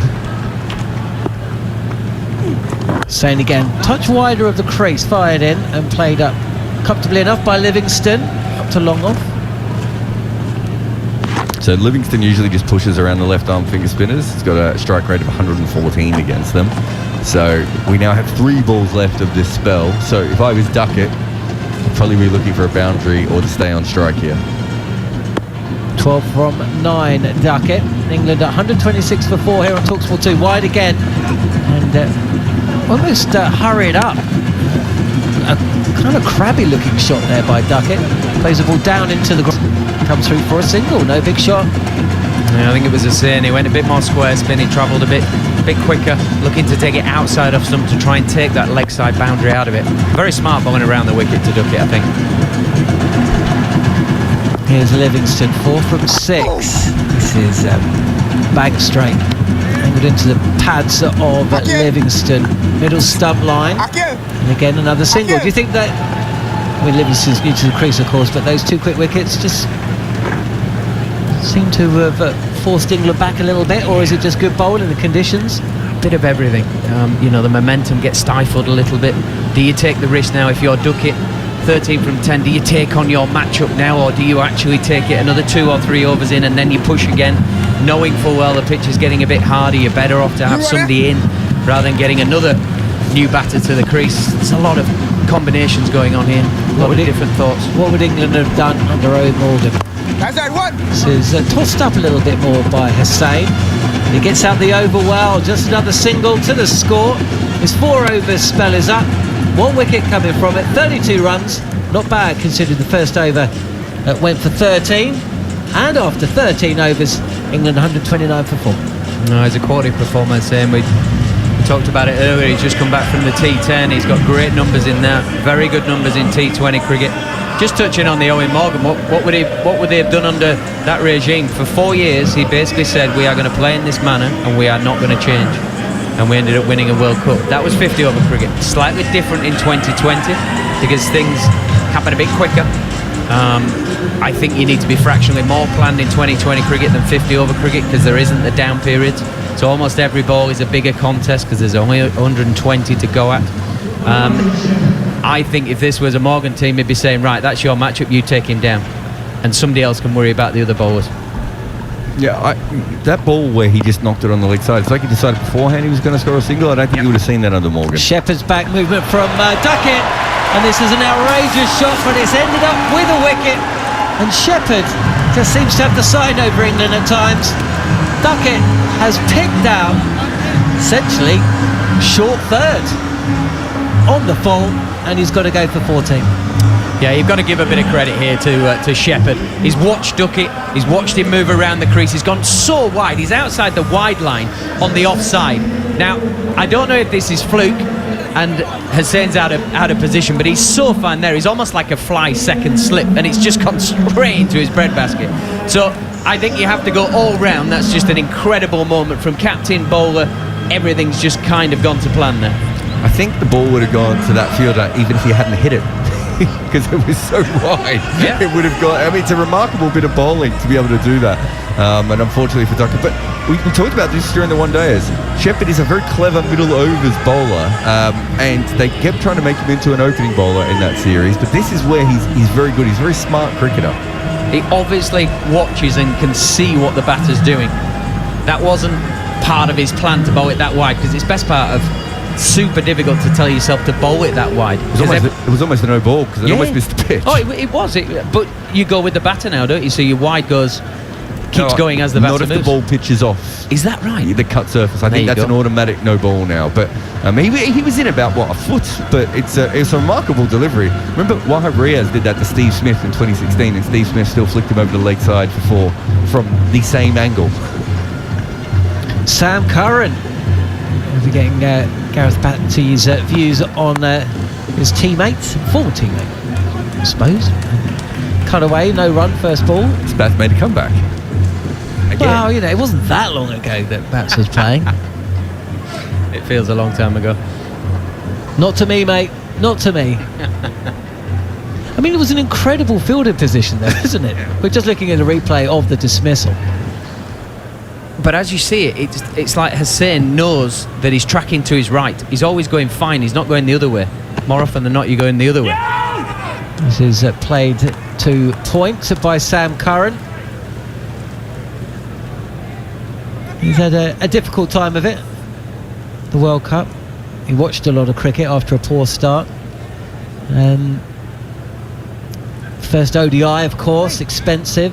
Then came back with 3 wickets at the top of the innings, which really saw the game go England's way. Here we find him now, middle order, and Shepherd, 1.5 overs, so really good stuff. This is bowled into the pitch, and Curran will get off the mark. He's 134, 5 now England. They were 98 for 1. They were 77 without loss. They're just struggling now. Yeah, but this is why you set your team up as you do. There's a lot of batting depth with England. This pair have to take some responsibility. There's no point having the ammunition all the way down the order and people not taking that responsibility. It's okay to take a little bit of time here. There's still a lot of balls to face in this innings. This is very short from Shepherd, and Livingston is almost too soon on the pull. Just takes a single. Thing is, though, if you look at the lineups of the two, West Indies, Shepherd and Russell was there 7 and 8. England have gone with Curran and Wokes. I mean, that's a very different way about going about things, isn't it? Holder following up, whereas England have got Ahmed. I mean, these are two very different sides. Yeah, this goes back to the old West Indies sides where they used to have so much batting depth. 6 hitters everywhere. Nicely done this time by Sam Curran, and he'll pick up 4 as well. This was as well a timed a shot as we've seen in about 5 or 6 overs, I think. Pulled this in front of the fielder at mid-wicket, and because it was timed so well, the placement was good as well. Couldn't cut it off, and so that's 4 runs to score, and England needed it as well. 14 in, 135 for 5. Yeah, this is the challenge for all 2020 batters. When you're a pure batter and you come in that period when you're expected to hoof the ball out of the ground, lots of time people lose their shape. They lose that front side early. For Sam, it's that right side. You get that right hip out of the way, thinking that that's how the baseball strikers do it. They don't. They keep that front side in for as long as possible, which is what Sam did there. So he created more power through the shot with his left hip being in it, and that's just a purest cricket shot. Beautiful shot through straight mid wicket. Jake LCFC7 says cricket _TS as Russell is in. This is touch fuller from what we've seen so far from Russell, and pushed away quite nicely by Curran for a single. Says making the night shift go a bit quicker. Come on, England. I suppose we're working the night shift. Living the dream, aren't we? Does this work? This is quite late for bats, isn't it? I'm pumpkin at 9:30 nowadays, man. There we all are, aren't we? Welcome, anyway. Thanks for getting in contact. You can do cricket _TS. We've had DJ Samuel saying, watching from, do you know where Warrapoka is, Jared? As Russell is in again. And Curran Attempted cut shot really on the front foot, but again no timing and no run. I would assume New Zealand. That's a very good shout. Yeah, it does sound. It's not New Zealand? It isn't. No, but that's a good shout like that. Any idea? Don't look. Don't read it, Pat. Come on. I'm not reading it. I can't read anyway. That's over a metre from him. I don't think it's the distance that's the problem. 4 from Russell, and Curran is too soon on the drive. Fielded by Powell at mid-off. It's Guyana, watching from or listening from an American community. Cricket is what we love. Welcome, DJ Samuel. Beautiful. The one observation the last few minutes has been the West Indian bowlers have taken lots of pace off. Shepherd did it, Russell's followed it up, lots of pace. Holder did it, actually. Holder started it. Livingston goes for the big shot again. This is he's trying to heave this over long off, but again he studies the bottom of his bat. He's kind of got the toe end of it. Comes through for a single. That could have gone anywhere. It looks like at this stage anyway, one of those wickets, once you go past the 12th over, it's very hard to hit a boundary. We call it, the air coming out of the ball. That's what that last shot, it looked like he hit a shuttlecock. It just didn't come through. He was looking one direction and the ball limped in a different direction. Yeah, this is where you've got to hold your shape as a batter. Don't try and overhit the ball. Curran readies himself. Short delivery, and again, a bit like from Ben Duckett earlier, a fellow left-hander seems to be surprised. Maybe the ball kept a little bit low there, kind of squirted through and got back down on ball, but it didn't look comfortable at all, and takes another single. 139 for 5 here on TalkSport 2. Yeah, feels like that was a bit more of a pace on ball from Russell, and he still balls that with a cross seam, so it's still coming off at different paces. Sometimes it hits the seam and stops a fraction, sometimes it hits the shinier side and skids through. Last ball of the over, and Livingston eyeing up the leg side boundary. We know he's incredibly strong over there, but deceived again. Slower delivery, and it's no run. 15 overs in then. 139 for 5 at England. Just before we throw back to Kensington Oval, where Barry Wilkinson and Stacey Ann King are ready for us. Certainly West Indies have read the conditions, they've changed their tactics, and now it looks like England, who were looking at a score around 200, floundering a little bit. Yeah, the batters have just got to hold their shape. I've said it a couple of times now, particularly with pace on balls. It's like they're on the first tee and they're just trying to hit it miles, as opposed to when you get on the tee and your longest drive, if you hold your shape, you're a chance of hitting it straight down the fairway. You've got to pick your gap as well as hold your position. Just feels like England at the minute, particularly Livingston, just trying to get it up and out of the ground. I think it just needs a little bit more precision from England in this point. Azari Joseph, he's been expensive. 43 runs from his 2 overs. He's back, current facing, and cut away for a single. No, actually not a single. He almost hit it too well, but straight to the fielder. 139 for 5. Off cut a slower ball again. Stayed in the surface. Okay, well, you are listening to TalkSport 2. If you're watching on the TalkSport Cricket YouTube channel, please get in contact, subscribe to the channel, and then you could post us a question, which we will do our best to answer. Joseph again, Fuller, driven nicely by Curran, beats the fielder, and he'll be returned by Jason Holder. Just a single though. Livingston and Curran, both 8 apiece. 140 for 5 the score as we throw back to Kensington Oval, as Stacey Ann King is joining us alongside Barry Wilkinson. What a tremendous comeback this has been from the West Indies. You know, when you saw how England were going after the first 6.5, you would say perhaps 200, 220 runs. Now the average score of 155 looks plausible. Well, it's going to be none other than Azari Joseph now as he comes in and bowls to Livingston, and Livingston this time is looking to pull, misses, hit right on perhaps the forearm, and there's no run. Run rate has dropped from 13.5, Stacey Ann King, to 9.03. Really good bowling from the West Indies. Yeah, they've come back really well. A few cross seam deliveries and scramble seam deliveries has helped them to come back. They've picked up a few wickets, which has really stopped the scoring from England. Livingston, who we saw bat quite well the other night. This time it's down the leg side, that's a wide. Signal wide now by the umpire. A lot of extras, Stacey, on tonight from the Windies. We had some no balls from Azari Joseph, and now some wides. I think about 13 extras so far, if my memory serves me correctly. Quite a few from West Indies, 13 to be exact. Just slipped on that area tonight, even though they have come back tremendously thanks to that catch from Shimron Hetmar. As Joseph now comes and bowls to Livingston again, who's driving straight down the ground, but perhaps will only get a single. Picked up just about now by the captain, Rodman Powell, at the long off area. Throws into Nicholas Puran, 1 run achieved. And it's 142 for 5. What total do you think the West Indies will be comfortable with? I think they'll want to try and restrict them to anything under 200, like a 175 possibly. They're already 142 for 5 and they're set. At this stage they have projected to be 180, 185. As Joseph comes in and bowls to Sam Curran, and Curran gets a wide delivery outside the line, the off-step this time. That's the 14th extra in the innings. Umpire Gouchard signals a wide.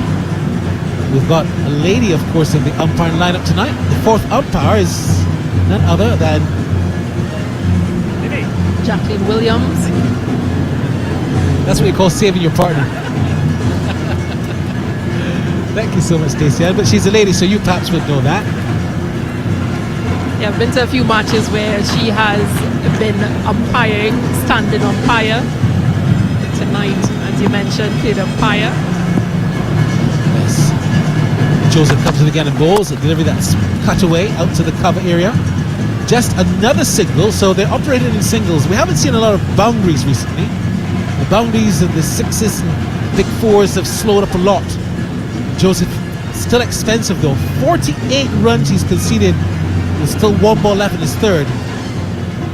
And the England side 144 for 5. 77 without loss after the first 6. And then 67 for 5 between overs number 7 and 16. Represents a real setback there for England. Joseph now comes in the bowls to Livingston. Livingston is driving straight down the ground. Beautiful shot for 4. Just to the right of Powell at long off. And that's the kind of boundary that they would have needed to ease the pressure a little bit to end the 16th over, 4 left, and England 148 for 5. He's been a bit expensive, Alzari Joseph, but you can see that he's trying to change up the lengths in which he's bowling. This time just too full. To Liam Livingston, and driven firmly back past the bowler. Feeder had no chance. Deep long on region. But he's been expensive, Alzari Joseph. His first over went for 26, his second went for 18. He's usually been one of the leading wicket takers here in T20 cricket for West Indies. So it's going to be Jason Holder come to bowl his last from the Joe Garnett end around the wicket and bowls to Sam Curran. He's turning this one into the onside, out to the wicket. They want 1, they can come back quite comfortably for the second. This is good cricket from England from the perspective that as their 150 comes up, you've got a long on, you've got a deep mid wicket on the boundary. There's no one for the square, short fine leg. Instead of trying to get the ball down to the boundary where you're likely to get a 4, they push it in the inner circle and run 2. It's a good scoring option because Sam Curran will be hitting in the wind. Even though it's night time, there is still some defense going across that way because it is also the bigger boundary. So a good option. They've now put a feeler in that short mid-wicket region. As Holder around the wicket again, bowls to Sam Curran, and Sam Curran this time is playing the ball square to the offside. It's a short 3rd man for another easy single. The Windies would not mind that single at all. What they want to prevent the 4s, even plug the gaps for the 2s. The singles, perhaps not a problem. Yeah, agreed fully. Singles, 2s, fine. Just safe boundaries at all costs. The current run rate, as you mentioned previously, is under 10. It was previously, or when they started, it was over 13. over the wicket to the right-handed Liam Livingston. Livingston gets it in as driven out to the long on area for one. Taking a long one, as they would call it. There's a bit of a laziness to Liam Livingston about his batting and his approach that since last season when I saw him, I picked up. He just has this way about him that sometimes he doesn't have that sense of urgency, even if he does get on with it at times. There's this bit of lazy attitude and approach to his cricket. Am I right? He just seems to be in his own zone. Hold up again now, balls to Sam Curran, and Curran this time is again on driving just to the right of Kyle Mears, diving at mid-wicket, but he couldn't stop the run. There was a bit of hesitancy there between the two batsmen. In the end, they scampered home for another run as they went down to Brandon King there in the long on bound. One more run, 153 for 5. Yeah, you could have heard Sam Curran shouting, wait, because of that fielder that was placed in that short mid-wicket region to save a single, but Livingston had already committed. Hold it to Livingston again, and this time Livingston is pulling well. What a shot over mid-wicket for 6. A mighty 6 there. Liam Livingston just easing the pressure. 159 for 5. He goes to 20, too short from Jason Holt on that occasion. Yeah, I was saying he just seems to be in his zone. Mentally, possibly just thinking about where can he score. Thinking about the fact that he needs to bat longer as well. And this was actually a very good strike from him. In the area, in the region where the breeze is supposed to be going. So a bit of help as well. Yeah, no, you're right. Playing in the middle pitch as well, so that went quite far into the Greenwich Lane stand as hold the balls again. This time he's driving in the air, out to long on, over. That's another 6. That was a really good shot from Liam Livingston. I think it was a slow delivery that he picked it up early and he whacked it a mile to the left of the 3W stand. 6 more back-to-back 6s, and Jason Holder ending up pretty expensive over there as the England side now go to 165 for 5. Yes, 17 runs coming from that holder over. I think what he did really well there, Livingston, waiting for the change of pace and the change of line from Jason Holder. The previous delivery was short and he pulled into the leg side for 6. This time a fuller leg delivery that he got under and drove uppishly and passed mid-off for 6. So good adjustment and good awareness from Livingston. Yeah, you got that right. So it's going to be Romario Shepherd to come back now. 165 for 5, still got 3 overs left. Run rate sneaking back up to 10, but it's just 9.7. Here comes Shepherd now, balls, and this one is whacked in the air, out to long off, over long off. That's spectacularly caught by Alzari Joseph on the long off boundary. He made it look so easy, but it wasn't. It was indeed a bit of brilliance from the little Antiguan who's been captain in the Leeward Islands so well. Many thought he should be vice captain of this team as he is in the 50 over competition, but Alzari Joseph showing his experience there on the long off boundary, leaping like Superman to pluck that out of the air and deny Sam Curran the 6. What a wonderful catch by the Windies. 165 now for 6.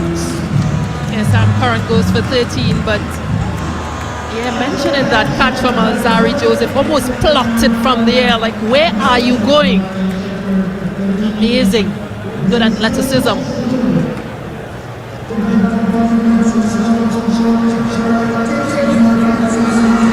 Chris Wokes comes to the crease to join Liam Livingston. It's still a good total. Not that any means should be demeaning this total.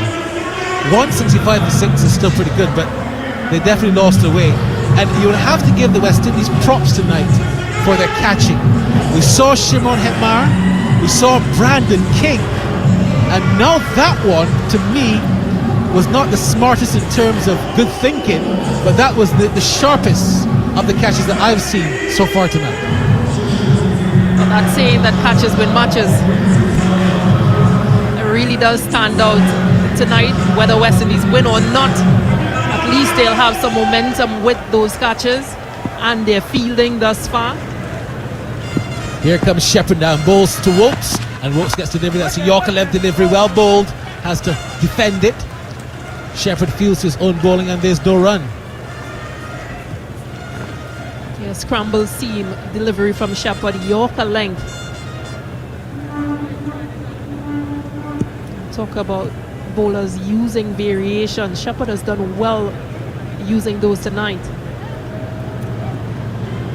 Harry Joseph, who's there at the boundary looking around. He's had a pretty ordinary night, to tell the truth, but that cat certainly made up for the poor bowling. As Shepherd now comes in and bowls to Wokes, and Wokes this time is playing this beautifully out to the boundary at the sweeper, where Shimron Hetmar is. He's done quite well out there. A special good night to Crispin Esprit. They're in East London, Walthamstow. Hello to you, Crispin. Listen to the commentary and enjoying it on TalkSport 2, is it? He's a big TalkSport 2 fan. Doesn't miss anything on TalkSport. Young Crispin Esprit from Dominique, who's living in London. Here comes Shepherd, the man from Berbice, and bowls the delivery that's on the line of the leg stump. Turns it into the onside, whips it nicely, and there's one run. A couple of Berbesians in this team tonight. We've got Hetmar from Berbice. We've got none other than the bowler Shepherd from Berbice in Ghana. We're all praying that episode in Ghana between them and the Venezuelans can be solved pretty soon. It's of course something that's going on in the international world that we are all eyeing. Shepherd, unfazed by that, runs it down, bowls 167 for 6. Short ball that's very slow side of the line of the off stump, very close to being called wide, not called wide, taken there by the keeper. Yeah, this has been excellent from Shepherd. Just 2 runs scored from this over. Again, just using the pitch, using his variations, and bowling to his field as well. He's got one ball left in the 18th as he comes in now and bowls to Wokes, and Wokes this time is sending this in the air, out to cover, and dropped by Jason Holder. Running in at cover, a late dive, Holder putting it down. We were there praising the Windies catching. That perhaps has just been a little staying on the night, but it can't take away from the brilliant catches we've seen. That drop catch allowing the single, and England now going to 167 for 6 at the end of the 17th with 2 overs left. I think Wilkes tried to work that delivery into the leg side and got a leading edge. Going to Jason Holder was quite low, but got hand state Jason Holder, so should have taken it. Shepherd 2 for 22 from 4 from his 4 overs. In the context of this game, a very brilliant spell. So Andre Russell will come to bowl his final over. 17 runs he's conceded from 3, picked up a wicket, so he has not bowled badly. Let's see if he can tidy up. Hussain, Holder and Shepherd are bowled out. Here comes Russell down, bowls to Livingston, and Livingston is bowled in. Played on. It was outside the line of the off stump. He elected to pull, and it just came off the bottom portion of the bat, lighting up the stumps. As the very famous song Hit the Road Jack being played in the background, and that must be specially for the double L, Liam Livingston, who has to leave as England have lost their 7th. And a good delivery from Andre Russell. Opting to focus on bowling stump to stump. Livingston goes for 27 from 19. 1-6, 1-4, I beg your pardon, and 2 6s in that innings. Played on that delivery again, just trying to play it into the leg side, but Russell tends to bowl with some pace as well. So even though you think it's a short delivery and it's slow and it's not going to come on, it does kind of rush on to you quickly, as well as it's a day-night match. So the dew factor might also be coming into play. You're right. It's one of those weird times to start a cricket match. You don't usually see a cricket game in any format starting at 6 p.m. But of course they would have wanted to appease the England audience watching as well. It would only be 10 o'clock in the night when the game started in England. And we've just got 1 30-minute finishes. Unlike the other night, I think cricket finished after 2. But here comes Russell now to bowl to Rian Ahmed, the new batsman, and Ahmed is looking to tail away. He plays a very uncharacteristic shot, misses, taken there by the keeper on the line, the off stump, no run. Yeah, we had quite high praises of Ahmed in the ODIs when we saw that innings from him driving through the cover. So I hope he doesn't disappoint because it's T20 cricket now. T20 cricket makes normal batsmen do strange things. I won't be surprised if it has the same effect for him. Here comes Andre Russell. Steams in now, bowls to Ahmed, and Ahmed again tails away. This time he tucks the ball into the onside. Out to mid-wicket to get one. They're going to come back for the second. No, they won't. That would have been a suicidal second. And they settle for the single. So one's all told. 1 to Wokes, 1 to Ahmed. Russell's got 2 for 18. It's 168 for 7. With just about 9 balls left in the innings, or 9 legal deliveries, we have to say. Never know if the England side might be bowled out. But 168 for 7. Something to look out for is the English bowlers when it's their time to bowl. We've seen what the wicket has done so far for spin and pace. Russell in again and bowls. This delivery is tucked away. Kyle Mears at backward point. 1 run again. And you're right, because the wicket has just seemed to just change up a little bit. It seemed to be flat and fast for the first 6 overs. Now it seems to be doing some tricky things. I wouldn't say it's too paced. The ball doesn't seem to be coming on. Definitely not coming on like it was at 6 o'clock this evening. Just from an English perspective, you've got 4 spinners that you can use, which is important. Russell now bowls to Ahmed, and Ahmed is driving in the air, out to long on. This should be another catch. Catch taken. It's the captain towel. The power of Russell. Dropping that Kurt run rate to 8 now, with Russell taking 3 with 1 ball left. It's another wicket in the England team. The London Bridge is falling down. Yeah, an interesting shot from Ahmed trying to take on the long off. It holds out very far in the field to Andre Russell. An easy catch for Robman Powell. He goes for 1 from 3. Russell, as you mentioned, picking up his 3rd, and what a comeback this has been for him. Hasn't featured for West Indies since 2021. But he's been around international, well, T20 cricket, I beg your pardon, and showing what he's been doing out there. So Adil Rashid in his 100th appearance for England in T20s. 32 innings, just 100 runs, not a big bat at all. Here comes Russell now, bowls his first ball to Adil Rashid, and Rashid gets a wide delivery side down the all stump. He flirted at it, bounced a couple of times, taken by the keeper, no run. Russell ends a fantastic spell, 4 overs, 3 for 19. He must feel quite happy about his comeback into the side. Yeah, most definitely. Good bowling spell. 3 for 19. Career best as well for him. Previous best was 3 for 43 versus Australia in 2021. Final over to go. England 169 for 8. How many can they get in this over? Alzari Joseph with ball in hand. So Joseph bowls the last over, and this one is flicked in the air out to the cover area. They get 1, and that's all they'll be. 170 then now for 8. 1 over left. The thing about it is, when you look at this West Indies team, are they a bowler short?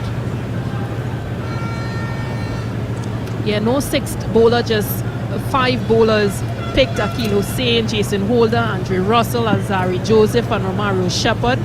So not a 6th option, and we saw that in the ODIs as well. Russell bowls again, he's bowled him! Joseph, correction, middle stump, knocked out of the ground. That was a wild shot.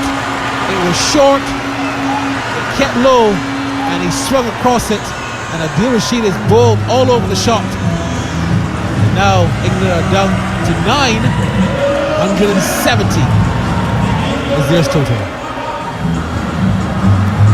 Rashid goes without scoring, but a brilliant delivery from Joseph.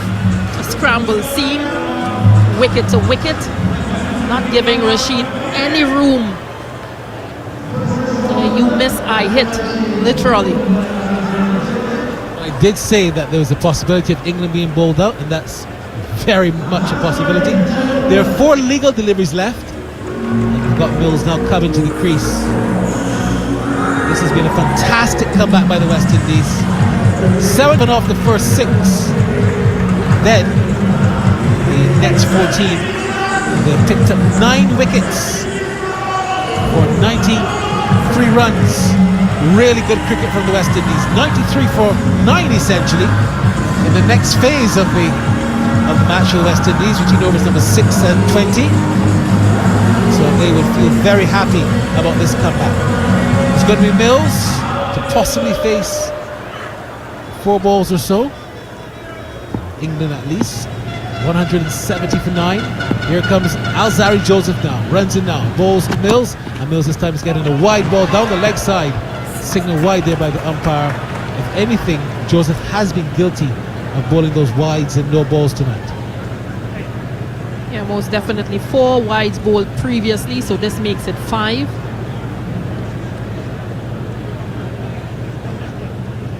Just a bit too many.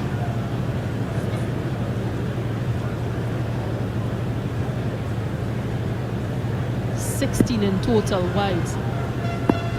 Here comes Joseph now in again. Steams in and bowls to Mills. And Mills gets a short ball. He's looking to pull, misses it. Taken there by the keeper. They're appealing for a catch. They're appealing for a catch. At least Nicholas Puran is appealing for a catch.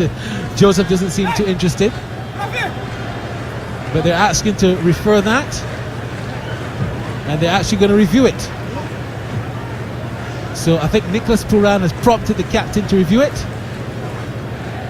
Joseph doesn't see the point in it. PV umpire director.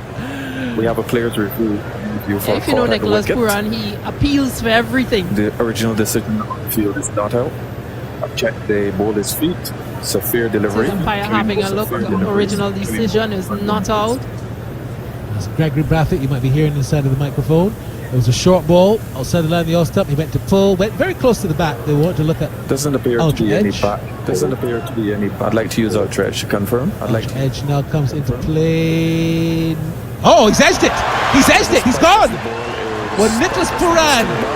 What a beaut. What a call on that. Alzari Joseph was upset and was saying, "What's the point?" But he's got a wicket. Well done. Good review from Nicholas Puran. Puran was so convinced, so too was Kyle Mears at the short third man. No one else was convinced. In fact, Joseph said, "What's the point?" He went back to his mark to bowl, and in the end, Puran has done a great favour there for Alzari Joseph. Expensive night, but what do you know? He's finished with 2 wickets. Yeah, we can smile now. West Indies players can smile now because they've won it, but before, faces were very gloom that you're wasting time, Nicholas Puran. England all out for 171. I've never seen anything like that. I thought that was quite comical because Puran was so convinced that he edged it. In fact, you heard Gregory Brathwaite, the umpire, saying it doesn't appear to be any back onto that. Let's get Ultra Edge to confirm. And when Ultra Edge confirmed, it was a massive spike. So he actually came off, the ball actually came off the middle of the bat. But look, 171 all out in 19.3. Phil Salt caught Hetmyer Ball Russell for 40 from 20 balls, 6 fours and a 6. Joss Butler, the captain, caught Hetmyer Ball Hussain for 39 from 31, 5 fours and a 6. Will Jacks caught King Bull Joseph 17. Ben Duckett caught Hussain Bull Shepherd 14. Harry Book caught Puran Bull Holder for 1. Liam Livingston was bowled by Russell for 27. Sam Curran was caught Joseph Bull Shepherd for 13. Wokes came 3 not out. Rayan Ahmed caught Powell Bull Russell for 1. Adil Rashid bowled Joseph for duck. And in the end, Timber Mills was caught by Puran, the keeper, off of Joseph for duck. 16 extras, 1 leg by, 2 no balls, and 13 wides. 171 all out in 19.3. Hussain, 4 overs, no maidens, 1 for 32. Jason Holder, 4 overs, no maidens, 1 for 43 was expensive. Andre Russell, the pick of the bowlers, 4 overs, no maiden, 3 for 13. Alzari Joseph, 3 overs and 3 balls, no maidens, 3 for 54. And Romario Shepherd, 4 overs, no maidens, 2 for 22. Sam Curran begins his over, the first over of the West Indies reply. Brandon King and Carl Mayers opening up for the Windies. Brandon King, who played in the ODI series against England. Carl Mayers, who's been in the UAE for the last 2 weeks or so. The target 172 if you're just joining us here on TalkSport 2 or via the TalkSport Cricket YouTube channel. And myself, John Norman, alongside Jarrett Kimber and also the head coach of Surrey, Gareth Batty. Down the leg side, clipped away, and it just evades the diving fielder at deep square. And Brandon King gets the West Indies a run chase off to the perfect start. 6 from the bat. West Indies 6 without loss. Yeah, first ball from Sam Curran, swung back beautifully from about off stump just into middle stump. This ball, he's almost trying to go across the right-hander and just started it a little bit straight, and it stays on leg stump. And King, does he just get his wrist through that ball and hits it up and high in front of square. Will Jacks couldn't get anywhere near it, unfortunately, from an England point of view. Crowd to their feet with that one. This is a swing and a miss from King. I suppose if the West Indies feel like the innings is going to go as England's did, they're going to know they need to score their runs early, because you don't want to be left waiting, because certainly run scoring towards the back end of England's innings got more and more difficult. Yeah, the pitch got tired, didn't it? There was some very good bowling. I'm not taking that away from the West Indian bowlers, but they used the cutters, they used slower balls, they bowled it into the surface. England would have seen that and be able to use that to their advantage. So it's what we see in this power play will be important. Down the track, beautifully played by Brandon King. I tell you what, it looked like he was going to swing through the line there, targeting long on, but in the end, he has driven Curran over his head. He's held a pose as well, and that's another boundary in this first over. No, that's magnificent. That's Rolls Royce batting from King. Skip down the wicket, beautiful transition of weight, and then just holds that beautiful check drive and hits it straight back over Sam Curran's head. Beautiful batting. So pressure on England at these early stages. Pitched up, there's a shout for leg before. The ball squirts to Tamar Mills, who's just inside the circle. At short third, and a little look from the bowler there. He felt like possibly ball hit pad before going on to hit bat. If that's hit him on the pad, it's out, isn't it? Swung back beautifully into that front shin area. I just assumed he'd hit it. He has. He's smacked it outside edge. It's gone down to third man. So it was the bat hitting the pad, basically, wasn't it? But the bowler thought that possibly the ball had hit the pad before hitting the bat. But no run. One ball left to the first over, and this is pulled away masterfully. Wow, what a shot. Nearly taken out a spectator who's sitting just below the dressing rooms at the Kensington Oval. And Brandon King has hit 16 from the first over. Yeah, Sam Curran trying to go across him again, trying to feed the slip, but just a fraction short, a fraction wide. And King would have seen what the first innings had to offer. He knows he's got to go hard in this opening power play. Wow, he started so well. 16 off the first over and played some wonderful shots. He really has. So these two guys, King and Mayers, absolutely love seam bowling. It's where they go. I don't think it will be very long before we see a spinner. They're both weak against spin, but both score at well over a strike rate of 150 against seam bowling. Kyle Mayers struggles a little bit more against the left armers, but absolutely loves the right armers. But you can bowl leg spin to both of them, and I would assume that we will see a leg spinner sooner rather than later. And as I've said that, there's an off spinner coming on. Close enough. I think it's quite tough to bowl leg spin in the power play. You don't see many, do you? See a few. Will Jacks is in. He gives this delivery plenty of flight, and it's played into the to point by Carl Mayers. No run. 16 without loss then in the second over. West Indies needing 172. Jacks in again. This is dragged down and absolutely smashed out the grounds. Wow, what a shot from Carl Mayers. He's only been in the country for a little over 24 hours. Might have just been heading back to the UAE. On a cruise ship. That's gone absolutely miles.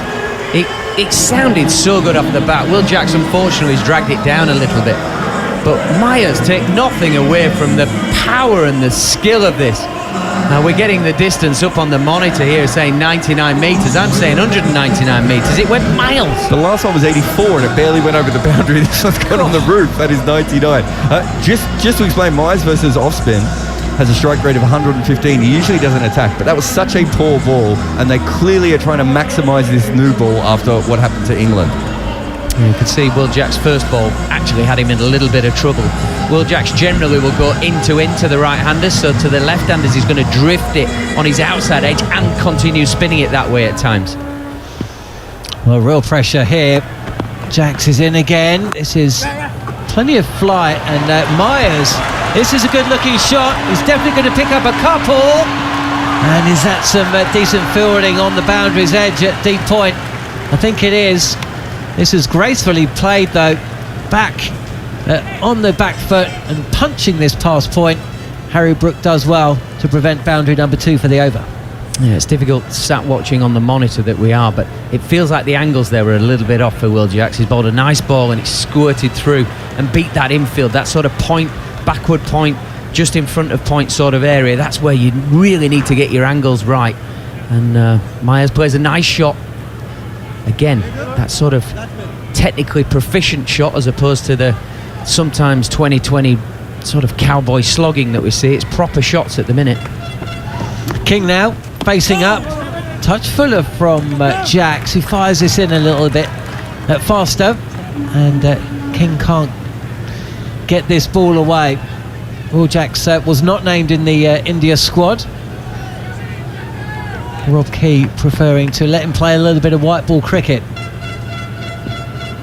ahead of the T20 World Cup, which is taking place in June. Down the track is King. Doesn't quite get this where he wanted it to. Checks his shot again actually. Looked like he might be coming down to loft this over mid-off, but in the end it almost drags it straight. And with enough power on it to beat the fielder, 4 more to the score. Yeah, it's just the length that King makes. He gets down the wicket, he advances and gets it full, gets it into that slot area. Last ball of the over. Jacks is in, dragged down again. Faster from Jacks, no timing from King. 2 overs in, and West Indies are off to a lightning start. 30 without loss. Jacks is usually a really good bowler in the first couple of overs as well, specifically the second over, but first couple of overs usually does quite well. Goes it around a runner ball, can take wickets there as well. It's probably when he's best. You can sneak a couple in around the middle of the game with it, but he's probably at his best because he's a little bit taller, and if the ball skids, it's a little bit tricky for the batters. Is that fair? Yeah, his angles actually shut down generally the arms that you want as a batter to get free and get it up and out. I think, you know, the second ball of the over, he gets a little bit short and Myers just unsettles him a bit, but he's pretty comfortable as a rule in sort of bowling in that power play, and it's something he's very adept at. He's very smart, very intelligent, watches the batters, but I mean, this is intense pressure that England are under here, basically because the West Indies know they've got to score heavily in the power play because it's only going to get harder and harder as the game goes on. Chris Wokes to bowl his first over. He's in, angles in on the pads of King, who plays this into the leg side. There's a slip by King, and Mayers has to run back. So just 1 run from Chris Wokes' first delivery. Just traditionally, West Indian batters don't bat in spikes as much as cricketers from around the world do. It's partially because their pitches aren't as slippery. In Australia, you can't not bat in spikes because you will fall over every time you run down. There are a lot of West Indians who don't bat in spikes, so you do see them slip more than some other players do. Wokes again. He's in Myers' faces and plays this nicely. Again, on the back foot, punches it through point with a straight bat, just opens the face. And the score moves along, 32 without loss. Yeah, it's going back to what we saw in the first innings with England. The ball skipping on nicely into the blade. Myers not taking massive risk there, just playing a lovely shot, top of the bounce, and it flew to that point fielder. That's not going to go on, it's not going to continue like that for too many more overs, so the West Indies really do need to capitalise on this ball skipping into the bat. King is forward, he's wrapped on the pad, but via an inside edge. Either way, stifled yelp from Chris Wokes, who slow delivery as well, very slow. Yeah, it's his off spinner. He holds it. It's almost like a. In fact, no, I've got it wrong. It was like a back spinner. He's bowling out the back of the hand, so the fingers, without any momentum, come down the back of the hand to put no velocity on the ball. I thought when I'd seen it originally, I thought it'd come down the side like an off spin. Travelled like a UFO, didn't it? Yeah, it takes all the strength of ball out of it. Wokes again. It is crashed away and caught brilliantly by Ben Duckett at cover points. It was there to be hit. King did hit it, but Duckett has flown to his left and taken a great grab. Cool. Yeah, what a grab this is. He's absolutely met it as King. He smashed it, and Duckett, any Premier League keeper would have been proud of that. Up and high to his left. Managed to get two hands in it. I think he had to get two hands because it was struck so hard. I think one hand it would have burst through. Duckett to hold on to that, and massive wicket from an England point of view, because the two, King and Mayers, were getting a lovely little partnership there. And we saw with the England innings, if you can take wickets at regular intervals, it makes it harder for the new batters coming in as this ball gets a fraction older. So early wickets are crucial for England. First one goes to Wokes. Smart bowling from Wokes. He's bowled 4 balls already, 3 slower balls. Yeah, well, England needed that for sure. Brandon King has smashed 22 in quick time, but boy, was that a decent catch from Ben Duckett. You don't often see him field there, do you, Duckett? I suppose he hasn't played a lot of white ball cricket for England. Shea Hope, the new batter at the crease. Terrific record in ODI form of the game. Less so in T20s. I was reading yesterday, I think he's only played, let me just get this right, he's only played in 8 of the last 68 T20s for the West Indies. He's going to have a chance today though. This is pitched up by Wokes, and what a shot that is. He has placed this past Sam Curran, who was stationed at mid-on, and that has flown to the boundary for 4. Oh wow, if that's what he's got in offer today, we may as well not watch anymore. This is game over. What a wonderful shot this is. Holds his balance. Wokes has done minimal wrong. He's fired it right in at sort of middle stump, challenging the balance of a brand new batter to the crease, and Hope has just drilled him through straight mid-wicket. Just absolute batting prowess. Wonderful batting.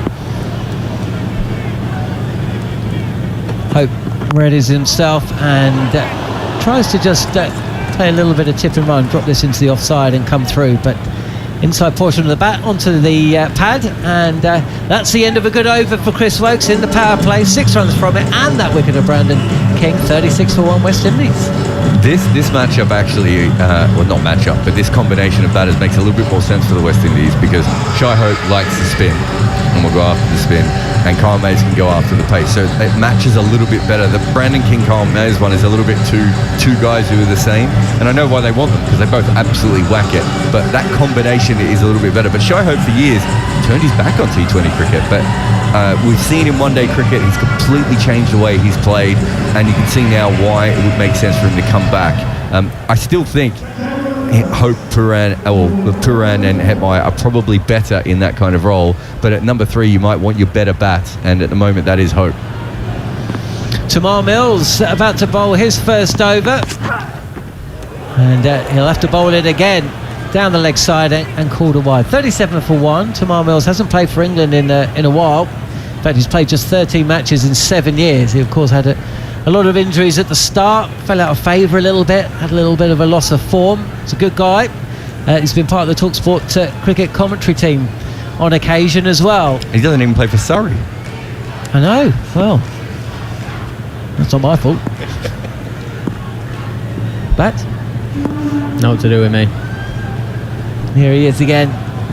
Mills is in. Left arm over the wicket, and a short delivery, and Myers dives for cover. Neither of these guys love left arm fast. They're both okay against left arm fast medium, so I get someone like Curran, but both of them, if you look at the intelligent cricket numbers here, both very in the red against left arm fast. So straight away, he just hasn't looked like he's lined up very well against that, has he? About both the balls, really. Yeah, he's almost got a cross to his off stump and shut himself off, so stick it in his right ear, it's going to be difficult for him. Mind you, at 90 miles an hour, it's pretty tough for anybody. Mills again. This doesn't quite come out right. It's gone down the leg side. Attempted slow. Well, it was a slow delivery, but the line was all over the place. Fair to say, we've already seen more slower balls by England in the power play than we did from the West Indies. Yeah, England have been smart. They've learned from the West Indies. The one thing I would say from seeing Mills for the last 2 or 3 years in county cricket, for a man that can bowl fast, he bowls too many slower balls. For me. Well, that was his back of the hand slower delivery. It was slow, but as I say, got the line wrong. This is a fraction shorter. Myers was quick on the pull, but no real timing. He'll take a single. The score moves along to 39 for 1 West Indies. It's twofold what I just said about Mills. I think he's a quality bowler. There's also me being a rubbish off spinner, so if I could bowl at 90 miles an hour, I'd just try and hit everybody on the head. But I think it's an asset to be able to bowl with that speed, that velocity. If you get your length and line right, there ain't many players in the world who can take you down. And I think you've got to go to that first and back it and back it and back it, and then go to your change-ups to make your fast ball even better. Mills is in, and Shy Hope. It's a decent connection, but actually, probably the fact that he didn't time that perfectly meant that he didn't tick out the fielder at deep square. He moves to 5. I think Goffey's after Shy Hope at Yorkshire. He played a couple of games this year. The problem is, if he does well in the T20, then he might be in the West Indies T20 World Cup squad, and if he is that, then that might rule him out a little bit for Yorkshire. We shall see. Either way, it's Myers facing up, and this is, again, he doesn't look comfortable at all, does he, Myers, against Tamar Mills, and kind of shuffles this delivery back to the bowler, no run. If Hope could play the way that he has been, and you know you've got Pooran and Hetmeyer behind him, and you know you've got Mayers King or Andre Fletcher or Rakin or whoever, you know, one of those hard-hitting guys at the front, it's kind of a good partnership. You can always drop Hope down if the openers go completely nuts, and then bring Pooran or Hetmeyer in early on. You've also got 3 players who play spin really well in a row, which makes it a little bit tricky for the opposition. 1 right hand, 2 left-handers. Mayers it is, facing short delivery, and if his first 6 went the distance, well, this has just dropped a fraction short. It's hit the roof, and they're going to have to get new balls. 46 for 1 West Indies, and that's another massive hit from the West Indian. Yeah, just got length wrong. It's almost sort of 4.5 outside off stump, 4.5 stumps, and the length is just that beautiful height, just above the waist, in that sort of baseball swing arc. And wow, Myers absolutely climbs into it. Similar, probably about 70 mile an hour difference to the ball that he hits Jacks. You know, it's a similar sort of height, and he just absolutely cleans it out. Does that ball have to be closer to him? Because I know you talked about the height, but I think even with Myers, if you aim it at his arm, yep, especially as a left armer, you probably get it. He probably closes himself off a little bit. Yep, it's kind of perfectly into the arc of his swing. And if you get it inside his right eye, going more onto his hip, under his armpit, into his right ear, then you're a real chance, because he can't get his arms free. He's one of those big strikers of a ball, but it's kind of the baseball swing where he needs to get his arms free outside of his off stump. If you tuck him up a little bit, I'm not sure he's quite got that skill set. Well, for the second time, they're having to get the box of balls out. The test match we covered, they lost 100 balls, didn't they? Do you remember they just kept getting hit out the ground? Was it Hetmeyer, Holder? Who else hit them? No, it was one of the ODIs we covered there where they kept hitting the ball out. It was Gale, wasn't it? Gale and Hetmeyer, maybe? I've got a feeling you're right, though. I think Holder whooped a few as well at the end. Was Johnson Charles playing them? Or was it Evan Lewis? It might have been Evan Lewis, actually. Either way, England may feel like they've been here before. Can Mills get out the over? It's gone for 10. Myers is facing. This is dropped. There would have been another good catch. Didn't quite have the pace on the King dismissal. It's Duckett again. He only got one hand to this. and he's put it down. Yeah, it's a backhand slow ball from Mills, really changing that pace, going down the gears, back of a length. Myers, to be fair to him, held a good position and just threw his hands through it, so he got decent contact, but Duckett flying to his right this time. Top right hand corner, he's had a top left bin and he's caught that one top right, got a bit of a wrist on it and it's gone down. I think we'll have to say he's saved 3 runs rather than dropping the catch. It was a tough effort. Wow, it's all going on. I could feel the excitement from Barry Wilkinson, and he's not due on for another over. There is something that I do find a little bit disquieting about West Indies cricket. I'll mention it after this delivery. Chris Wokes is going to bowl his second over. He picked up a wicket in his first. This is played beautifully by Myers. Really good shot, really rocking back on the cut. Pick up a single. You know the noise that you hear when there's been a no ball? Well, it does sound. Yes. It sounds like somebody in the crowd is basically using that as a musical instrument. I keep thinking the no ball's been fired off, and it's just some bloke. I don't know if it's the DJ or it's just somebody in the crowd. Maybe we can get Sam Ellard to go and find out. Hope 5 from 3, facing up, and he's on the drive, trying to go straight, but gets a thick inside edge. Jacks fields at square leg. 1 run, 49 for 1. West Indies, as England did, getting off to a good start. England, after 6 overs, the power play, 77 without loss. Salt and Butler opening up. The pitch, though, from that point onwards, got more and more difficult. Certainly England made it look that way as the innings progressed, and that, you'd think, is what the West Indies openers and the number 3 Shai Hope are factoring in. Short delivery, again a slow delivery, cutter possibly, and Myers is too soon on the pull shot, no run. I think the one thing that England will be wary of, yes, going pace off, yes, it's going to be difficult. There's an awesome amount of power in that West Indies batting lineup, and I think England allowed the West Indies to get the odd one wrong, and it didn't go out of the ground quite the same as what it could do for the West Indian team. They do have huge power. It does look a worryingly long and powerful fall, and driven by Myers, but no run. Jared, you said at the start of the innings, it does look like a bit of a throwback West Indies lineup. You know, you go back, what, 4 years, 3 or 4 years, when they were in full beast mode when it comes to 6 hitting.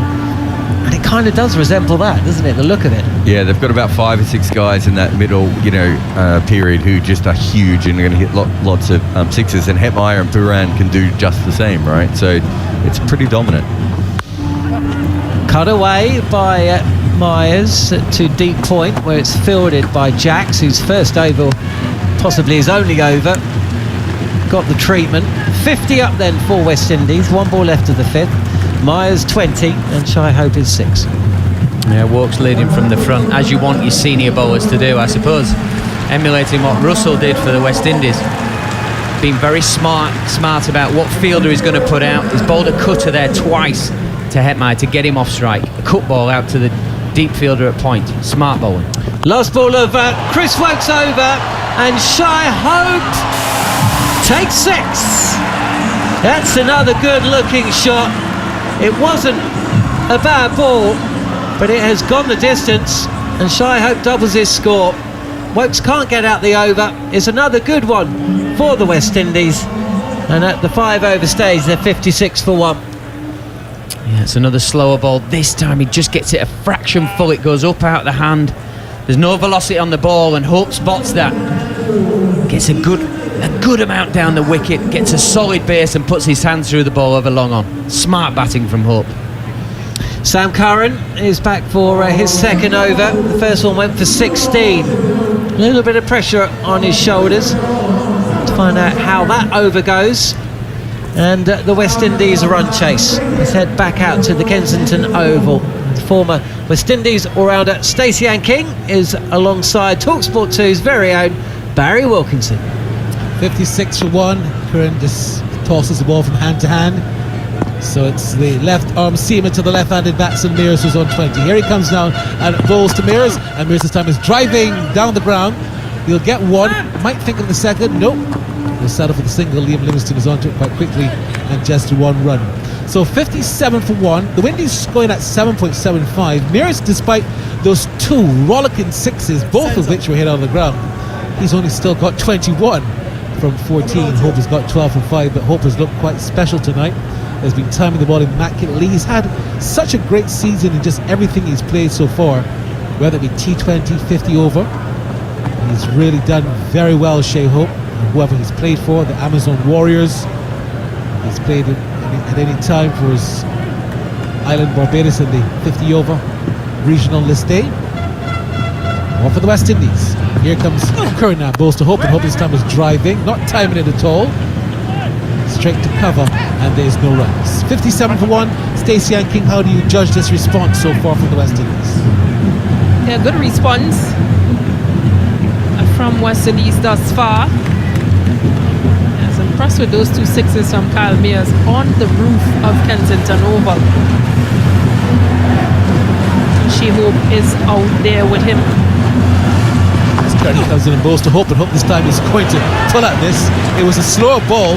It was short, it was wide, it was a slow delivery. He didn't at all time it and missed it in the end.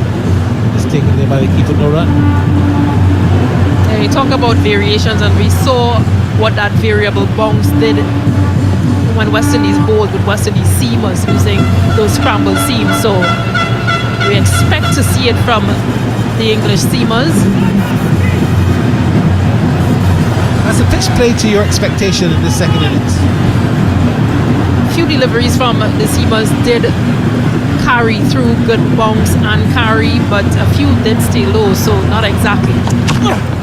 Short delivery, pulled out to the mid-wicket area, but there's a fielder on the boundary, runs in. Harry Brook, and just one more run to Hope. 13 from 8, Shea Hope has. It's 58 for 1. The victory target, the highest run chase in T20s it would have to be at this ground of 172, the target. I was just speaking to local producer Sam, and he was saying to him that not a lot of T20s really internationals have been played here realistically, because Kensington usually gets the test matches when international comes around, and the T20s usually go to the other venues, but we are seeing England playing here early last year, now late this year. That's quite an anomaly. As Mears on strike on 21. Here comes Curran, goes to Mears, and Mears is driving along the ground out to the mid-on area for another single. Kyle Mears back from playing in the Abu Dhabi T10. That T10 tournament recently climaxed. A number of the players are back. Jason Holder came back, Nicholas Puran, Kyle Mears, and Andrew Russell. Yeah, I almost thought it was a West Indies regional tournament because of the amount of West Indian players that I saw there. Kyron Pollard was there, Dwayne Bravo was there. I believe Dominic Drakes, speak to correction, but they certainly had a lot of young West Indians there. It's going to be Sam Curran, comes in again now, bowls to Hope, and Hope gets a short ball. He's looking to cut, doesn't time it again. Straight to the fielder at cover, and there's no run. The over ends. 6 gone, 59 for 1. The target 172. Hope has got 13. Mears has got 22. The required run rate 8.07.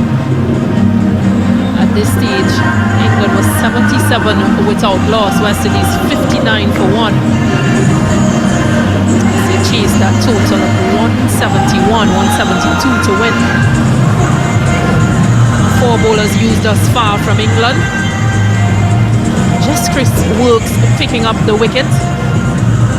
That of Brandon King for 22 from 12. I just wonder, with all the changes being made, when are we going to see a bit more spin on the surface?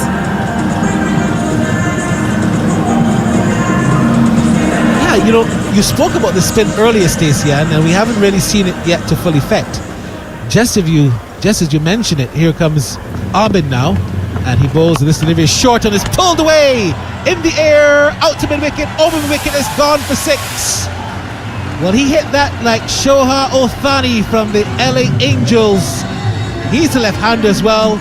He smashes it for homers, and that certainly went just as far for 6. Yeah, another glorious shot from Kyle Mears, left-handed batter, and pulling into the longer side of this boundary.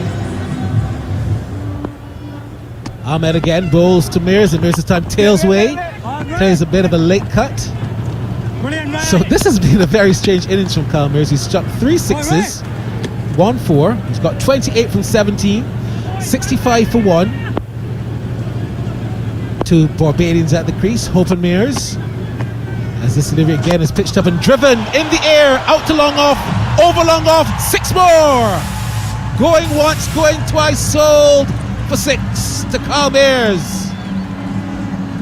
Yeah, another dazzling 6 from Kyle Mears. I wonder what brand of bat that is. It just seems to make good connection and executes quite well. Well, the brand of the bat says what? Sunny Tours? Is that what it says? Never heard of that one. Perhaps there's something new in the market that is working quite well. As Almada comes again and bowls to Mears. And Mears again on the back foot. Cramped for room. Had to defend it in the end. And played it back to the bowler. No run. So he's got 34 from 19. It's 71 for 1. They need now 101 more runs to win this clash. As Ahmed again bowls to Mears, and Mears again is on the back foot and punches it out to the cover point area for 1. That will bring Shea Hope on strike with just a ball left, at least 1 legal delivery left in the over. Are you happy with the lineup in terms of the order that the batsmen are coming in? Yeah, I think I'm quite pleased with it. They're quite capable batters, all of them thus far, and there's quite a lot to come still. This time Hope is hitting this in the air, out to long off, over long off, 6 more! The 3W stand is busy, and the stand is alive with the sound of 6s. If it's not Mears, it's Hope. The Windies after 7 are 78 for 1. Yeah, getting in on the action. Shea Hope backing himself, getting under that delivery and playing to his strengths, which has been down the ground. Just 2 extras bowled thus far. 78 for 1 after 7 overs. Really good response from the West Indies. We saw how well they bowled. They cramped England for just 95 runs after England were 77 without loss. Next 14 overs, or the next 13.4 overs really, went for just 94 runs, and it was a very good response from the West Indies bowlers, and now the batters are putting in a good effort. Mears on strike. Here comes Rashid. Short ball that's pulled in the air, out to long on, chance for catch taken. That's a wicket. Adil Rashid in his 100th T20 international picks up a wicket with his very first ball. Harry Brook called to account, doesn't disappoint, and Kyle Mears goes back to the pavilion. Caught Brook, ball Rashid for 35. Yeah, disappointing, but a good catch and good setup as well. Adil Rashid making the breakthrough. Mears goes for 35 from 21. Includes no 4s, but 4 6s. A good cameo, a good knock from him, but really good from Adil Rashid. They needed to stop that scoring rate. As we see Nicholas Pooran making his way out to the middle.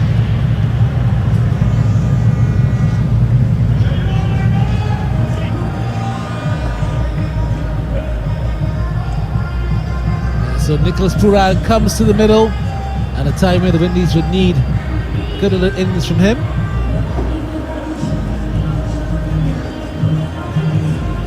This will be an interesting matchup between Pooran and Rashid in 7 innings. Pooran has only scored 35 runs from 40 balls with a strike rate of 87. Rashid has gotten him out twice on 2 occasions as well.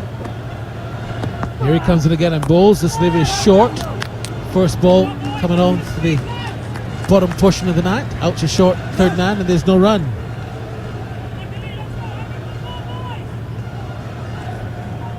This might also be a better partner for Shea Hope in terms of running between the wickets. Here comes Rashid in again. Now balls to Puran looking for his first run. And Puran is driving straight to cover. Sam Curran is there and there's still no run for him. He has done quite well in the T10. In fact, he skipped the 50 over internationals, saying that he was preparing in the T10s for the T20s. Here comes Rashid in again now and balls to Puran, and Puran is driving back to Rashid. What an over this is. This is shaping up to be a maiden wicket, which is like gold dust in a T20 international. Still a brace of balls left. But it's 78 for 2. The target is 172. This is a good game we've got on hand here. Here comes Rashid in again and balls to Puran, and Puran this time gets a short ball that he's turning into the onside, so he'll get off the mark. Just one run, giving Hope the chance to face the final possible delivery. 79 now for 2. The options of the spinners have certainly now come into full effect, and just as they have come on, they've proven to be what the England team needed to break that partnership and to stifle this just the runs a little bit. That was a good catch by Harry Brook. He's just not getting enough below on that. Last ball of the over as he comes in and bowls to Hope, and Hope this time is on the back foot and defends it. Plays it back to the bowler, no run to end the over.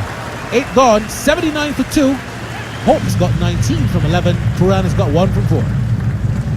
And what a start for Rashid for his 100th T20 international. 1 wicket, 1 run from that over. 100 matches, 99 wickets to him. Excellent stuff. Now this will be a challenging phase for West Indies, just as it was for England. In terms of more fielders are out, power play is over, more fielders are out, which means the scoring boundaries might become harder. You'd have to pick up more singles. Rotation in the middle.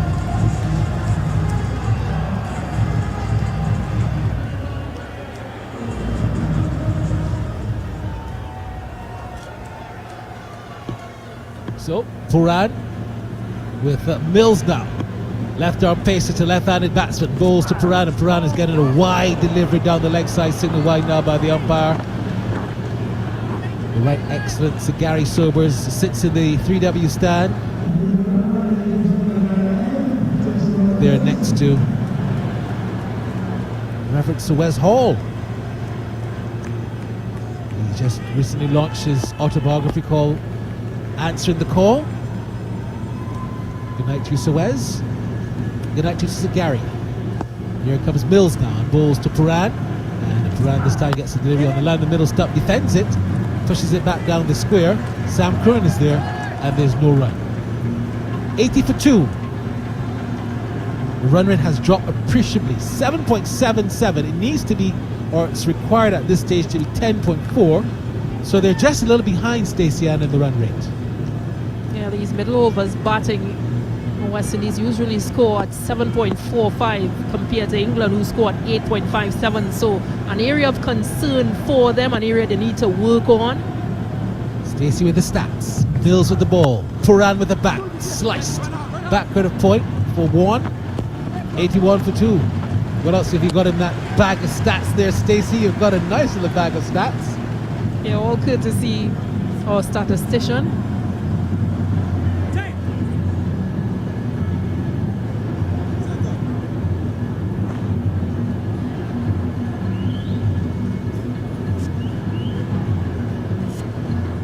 Just wide of the off stump, and that was sliced in that single. So Hopper, he's on 19, he's back on strike. And now to Colin Spencer as the total moves up now to 81 for 2. Here he comes in now and bowls to Hope, and Hope this time is turning the ball behind square for another single. Shea Hope has been criticised a little bit for perhaps what many perceive to be sometimes a slow scoring rate. Do you subscribe to that? A slow strike rate, I should say. Do you subscribe to that, Stacey Allen? Sometimes he does, but I think he does make up in the end. So for him, spending time in the middle is important. If you look at the CPL, he was the leading run scorer in CPL, scored 481 runs. A strike rate, an average of 53 and a strike rate of 140. So again, starting off slow, but being able to build the momentum as time goes. Mills now to Puran, and Puran is on driving, out to long on for another single. Nicholas Puran is no stranger at all to this ground. He's been playing here from the time he was perhaps a schoolboy. He also played here for the Barbados Tridents, that they were called then, back in the Caribbean Premier League. In fact, when he came back from that dreadful accident that he had in Trinidad and Tobago, his very first opportunity to play competitive cricket would have been here at Kensington Oval for the Tridents, when his good friend and mentor Kyron Pollard was captain of the Barbados Tridents. Here comes Mills now again, and goes to Hope, a hometown boy, and this is a full delivery that sliced back for the point. Hope wanted a single. Puran said no. Hope didn't agree. He said, "Come on, man," in that typical Bajan accent. Hope perhaps didn't hear Puran saying, "Where are you going?" Yeah, back of the arm delivery from Mills and just pushed into the offside from Hope. But I think this will be the challenge for these new players coming into this West Indies team. And when I say new, because they've not played in the ODI series, Shea Hope has a very good understanding with the other players that has played in that ODI series as to running between the wickets, and he tends to score that way. Here comes Mills in again and bowls to Hope. Hope this time is hitting this in the air, out to the short third man. Is this a chance for a catch? No, it's going to go into the boundary, one bounce for four. A bit unlucky there for Mills. It was a good delivery on the line, the all-stump. Hope was on the back foot. It was a top edge. He wasn't in control of that shot at all, but it went a little far from the fielder, and 4 runs to end the over. The West Indies really needed that boundary. Things have slowed up a lot for them, and they were able to finish the over with a 4 as they now move on to 87 for 2 after 9. Yeah, one would think that that's a pressure shot because, as I mentioned, Shea Hope likes to rotate the strike. He likes to run. He likes to build that momentum. But top edge landed safely and got him 4 runs. West Indies need 85 runs off 66 balls. As we see Adil Rashid to continue. Rashid now bowls to Puran, and Puran is on the back foot and drives along the carpet out to the mid-off area for 1. 84 from 65 with 8 wickets in hand. Song's very gettable, but the West Indies have been prone to some middle order meltdowns, and they would hope on this occasion that that won't happen. Got Shimron Hetmeyer to come, still got Andre Russell to come. Not a batting. Don't forget Romario Shepherd, who brought home that last ODI. This delivery is full and is driven into the onside for another single there by Hope.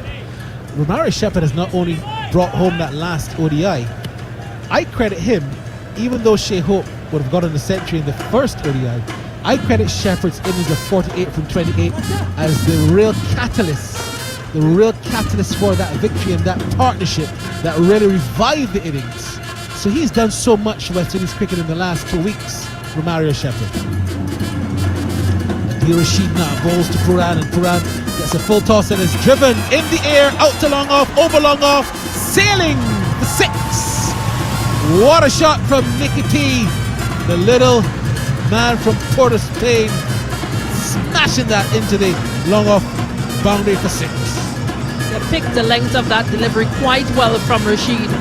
Probably just over pitched and in the zone basically for left-handed batter who makes good connection. He won't miss those out.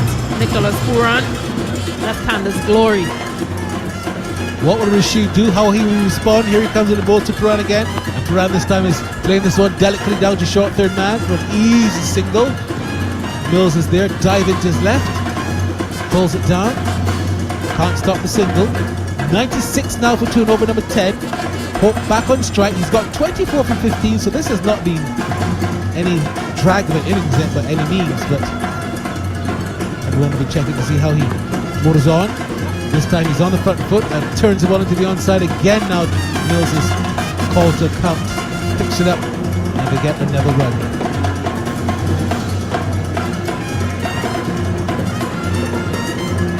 This is a real bonus for cricket Christmas here at Kensington.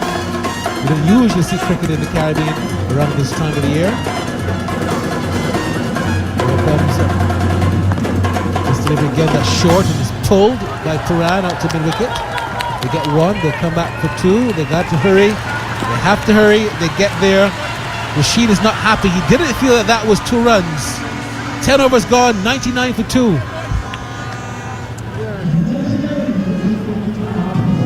Drinks break, Stacey-Ann, perhaps a quick thought so far on the West Indies response. They've got 8 wickets intact, and when you look at how they have responded, are you happy with their response heading to 172? Quite happy with their response. A few starts for Brandon King and Kyle Mears. Shea Hope is still there with 24. So might want to think that they're in a good position here. West Indies 99 for 2. Still have a lot of batting to come as well. Hitmaya, Powell, Shepherd, Russell, Holder, Hossain, Joseph. Not necessarily in that order, but there's quite a lot of power still to come. So should back themselves to chase that total, that 70 odd runs needed from 60 balls. Yeah, thank you so much, Stacey. King 22, Mears 35. Hetmeyer, Powell, captain. Shepherd, Russell, Holder, Hussain. The batting goes right down to number 11. And if you look at the target, you look at the situation in the game, as Samuel Badri steps in to fill in for Stacey-Ann. Samuel will have to say that the scenario favours the batting team, but they still have to be sensible about how they approach the 172. Yeah, it's West Indies to lose at this stage, but we saw when England batted during this phase of the game, it's where it really fell away for them. So they'll be cognizant of that, and they'll want one of the top 4, these two now who are set to ensure that they're there to the very end. Hope is someone who plays that type of role. He bats or tries to bat really deep, doesn't really try to play anything outrageous, but he keeps the score ticking along. We saw him in the CPL. His strike rate in that tournament was over 140, and just the way he constructed his innings, and that has brought about his recall to the T20 international side. But the start from Kyle Mears and Brandon King in that power play, that was breathtaking to look at. Just the manner of their destructive nature. And then you have one of the greatest T20 batters out in the middle at the moment in Nicholas Pooran. It's not going to be an easy task for England to come back in this game, but the only way they can is if they get wickets. And I'll also hasten to add, Barry, that there's a due factor out in the middle. You see the bowlers, the fielders trying to dry the ball at every opportunity. It's Rian Hamid who will continue from the Joel Ghana end. Here he comes in now, bowls to Hope, and Hope is turning this into the onside. Just for the square, runs a very brisk single. And the 100 comes up for the Windies. 72 now needed from 59. Your thoughts on Shea Hope and the role that he's been asked to play in T20s for the West Indies? Yeah, he did it with such a plum for Guyana, who eventually won the CPL for the very first time. 100 comes up for the West Indies with that single. And I think it's a perfect foil in a team that has so many power hitters, boundary hitters. Someone like Shea Hope who can rotate the strike. Short in the air, and he's out caught and bowled. Ahmed gets a wicket. Pooran was looking to flick the ball, didn't time it, and it scooped up just to the left of Ahmed, who had to do a bit of a dive. He did it and took the catch, and the Windies have lost the third. Pooran goes. And would you see this as a big setback, Samuel Badri? Yes, certainly is. An indeterminate stroke there really from Nicholas Pooran, just probably trying to tuck it in short mid-wicket where there's a vacant gap for a single, but only manages to hit it straight back to Rian Ahmed, who had to move to his left to take a very good catch. But Nicholas Pooran, his innings comes to an end, 13 from 12, and yes, this is where the game and the tide turned for England, just at around this stage where they lost a couple quick wickets. And can something similar happen to the West Indies? They have some experienced batters, some game changers, some powerful stroke makers, but it's not that type of innings that's required from here on in. It's just 72 from 58. Shimron Hetmyer makes his way out to the middle. He too has been having a horrific return to international cricket. Hasn't looked himself, has looked a shadow of himself in recent matches. An opportunity here now for him to salvage and to redeem himself to a certain extent. 47 innings, just one shy of 900 runs. He's got 899 runs, averages 21.4, strike rate of 119. So it doesn't reflect the Shimron Hetmyer that plays for the Royals in the Rajasthan Royals in the IPL, or the Ghana Amazon Warriors, where he's been most prolific. But here comes Rian Ahmed, now bowls to Hetmyer, another left-hander. This one is turned into the onside. He gets off the mark behind square for one. Tell me, Sammy, what do you have perhaps been thinking? Get Romaro Shepherd out there, perhaps just shake things up a little bit. It's been a little bit slow. Jolt England a bit, because they've really been on top now of the West Indies batsmen. I think you maintain this batting lineup that they have. They have Shimron Hetmyer. They also have Rovman Powell, who was quite prolific in this series last time around. This delivery is down to the short third man. No run there for Shea Hope on this occasion. And he has been quite good at the back end of the innings, Romaro Shepherd. So I wouldn't really tinker with that too much. You also have Jason Holder and Andrew Russell. So they bat quite deep. No need to panic just yet. No need to make those types of changes. This delivery is driven straight to cover. Spectators catch.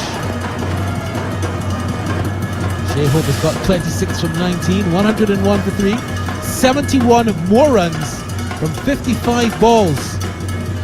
A little pressure, but what a game we've had. It's been a very competitive night. As Ahmed again bowls to Hope, and Hope this time is on the front foot and plays the ball again to cover. He wants a run, set back by Hetmyer. I think that's a sensible thing to do. 11 overs gone, and the Windies 101 for 3, 71 for 54. Hetmyer and 1, Hope on 26. But just to your point, Barry, at some stage in this series, I'd like to see players given different roles, just to find out what they can do at the international level in the lead into that T20 World Cup. So perhaps Romaro Shepherd can get a promotion at some stage, just to perhaps see what he's able or capable of doing. And similarly with the bowlers, have different bowlers opening the bowling to see what they can do in that power play and see how they can cope with the pressure. You never can tell in terms of injuries, in terms of matchups, in terms of teams you come up against. You just might want to have a different game plan. As we see on screen, the umpire coming out with some balls just to make a change. It has become slippery, and so they're looking to have a drier one available for the bowling team. Curran 2 overs, none for 19. Jacks 1 over, none for 14. Wilkes 2 overs, 1 for 15. Mills 2 overs, none for 18. Ahmed 2 overs, 1 for 21. And Rashid 2 overs, 1 for 13. So the spin has really slowed the West Indies, because you look at the fact that Kyle Mears, Brandon King to lesser extent, got off to a really good start.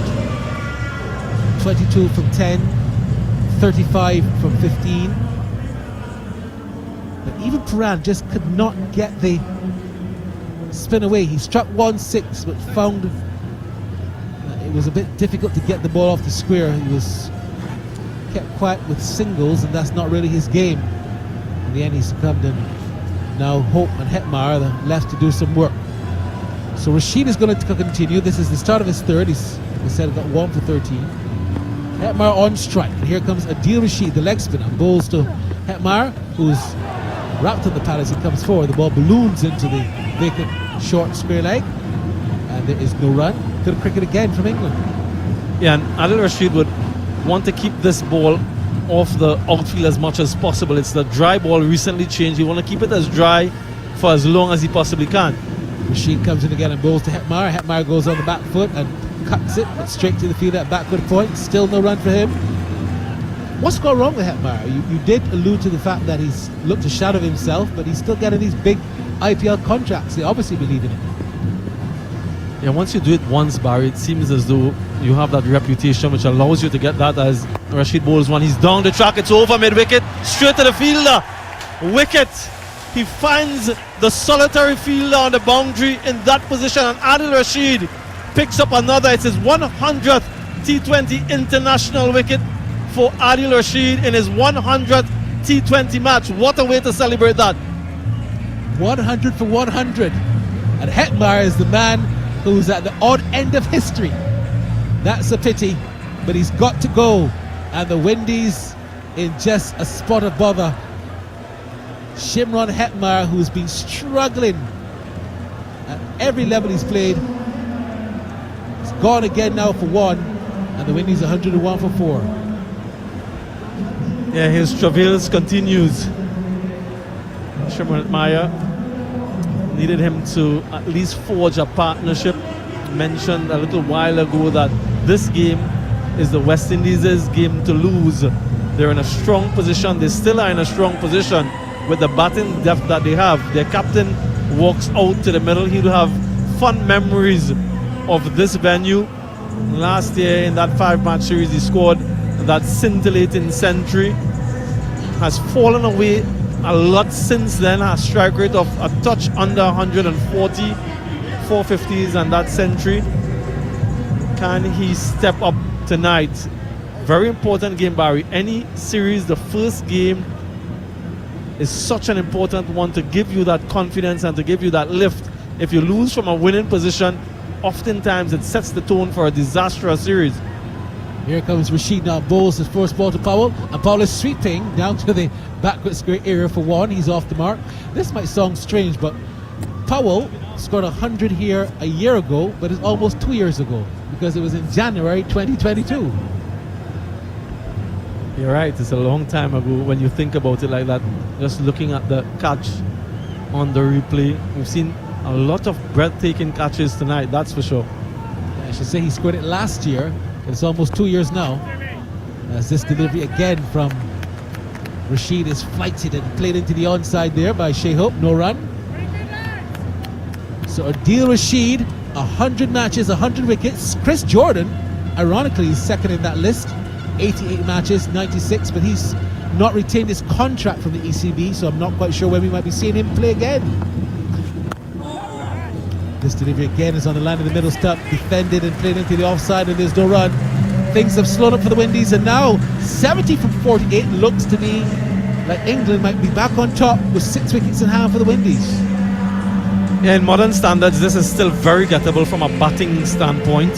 48 balls to get 70 runs with 6 wickets in hand. Powerful boundary hitters still to come, and I still think that it's tilted, if not heavily, but quite a lot in the favor of the West Indies at the moment. But it's 2 right-handers in the middle, and so Rian Ahmed with his leg spin and his googlies will feature prominently and will feel more confident and comfortable as opposed to bowling to the left-handers. Adil Rashid also has an over left up his sleeve. He also has Liam Livingstone, who he can turn to. Josh Butler, that is, and the ball is much drier now. So Ahmed again goes to Powell on the front foot defence, and there's no run. Well, look, since Hetmyer last made a T20 50 in all games, his scores have been 36, 13, 24, 19 not out, 2, 16, a duck, and 31. This is edged down to third man. There's no fielder there, and it's going to go into the boundary for 4. Wasn't the prettiest sight in terms of how he played the shot, but effective because the Windies need every run they can get to try and get another 66 more runs now to win this clash. Yeah, tentative prod from Rovman Powell results in a 4, but what it also results in, the ball travelling along the wet surface for a long time. And I just wonder if Rian Ahmed is now thinking about that googly. There's also a sprinkle coming down, a drizzle here at the Kensington Oval. Not too heavy at the moment. Ground staff were in action, that means there's something serious. As this delivery is on the line, the legs up, turn behind square, and they'll be just a single. Anytime you see the ground staff at Kensington on their feet, you know it's serious. When you see them chilling out under the bunkers there, it's not. And they've all gone back inside, I reckon, so perhaps it's not that serious. we had kind of a rainy day, sunny day in Barbados today, and then the forecast was 40% chance of rain after 4 o'clock.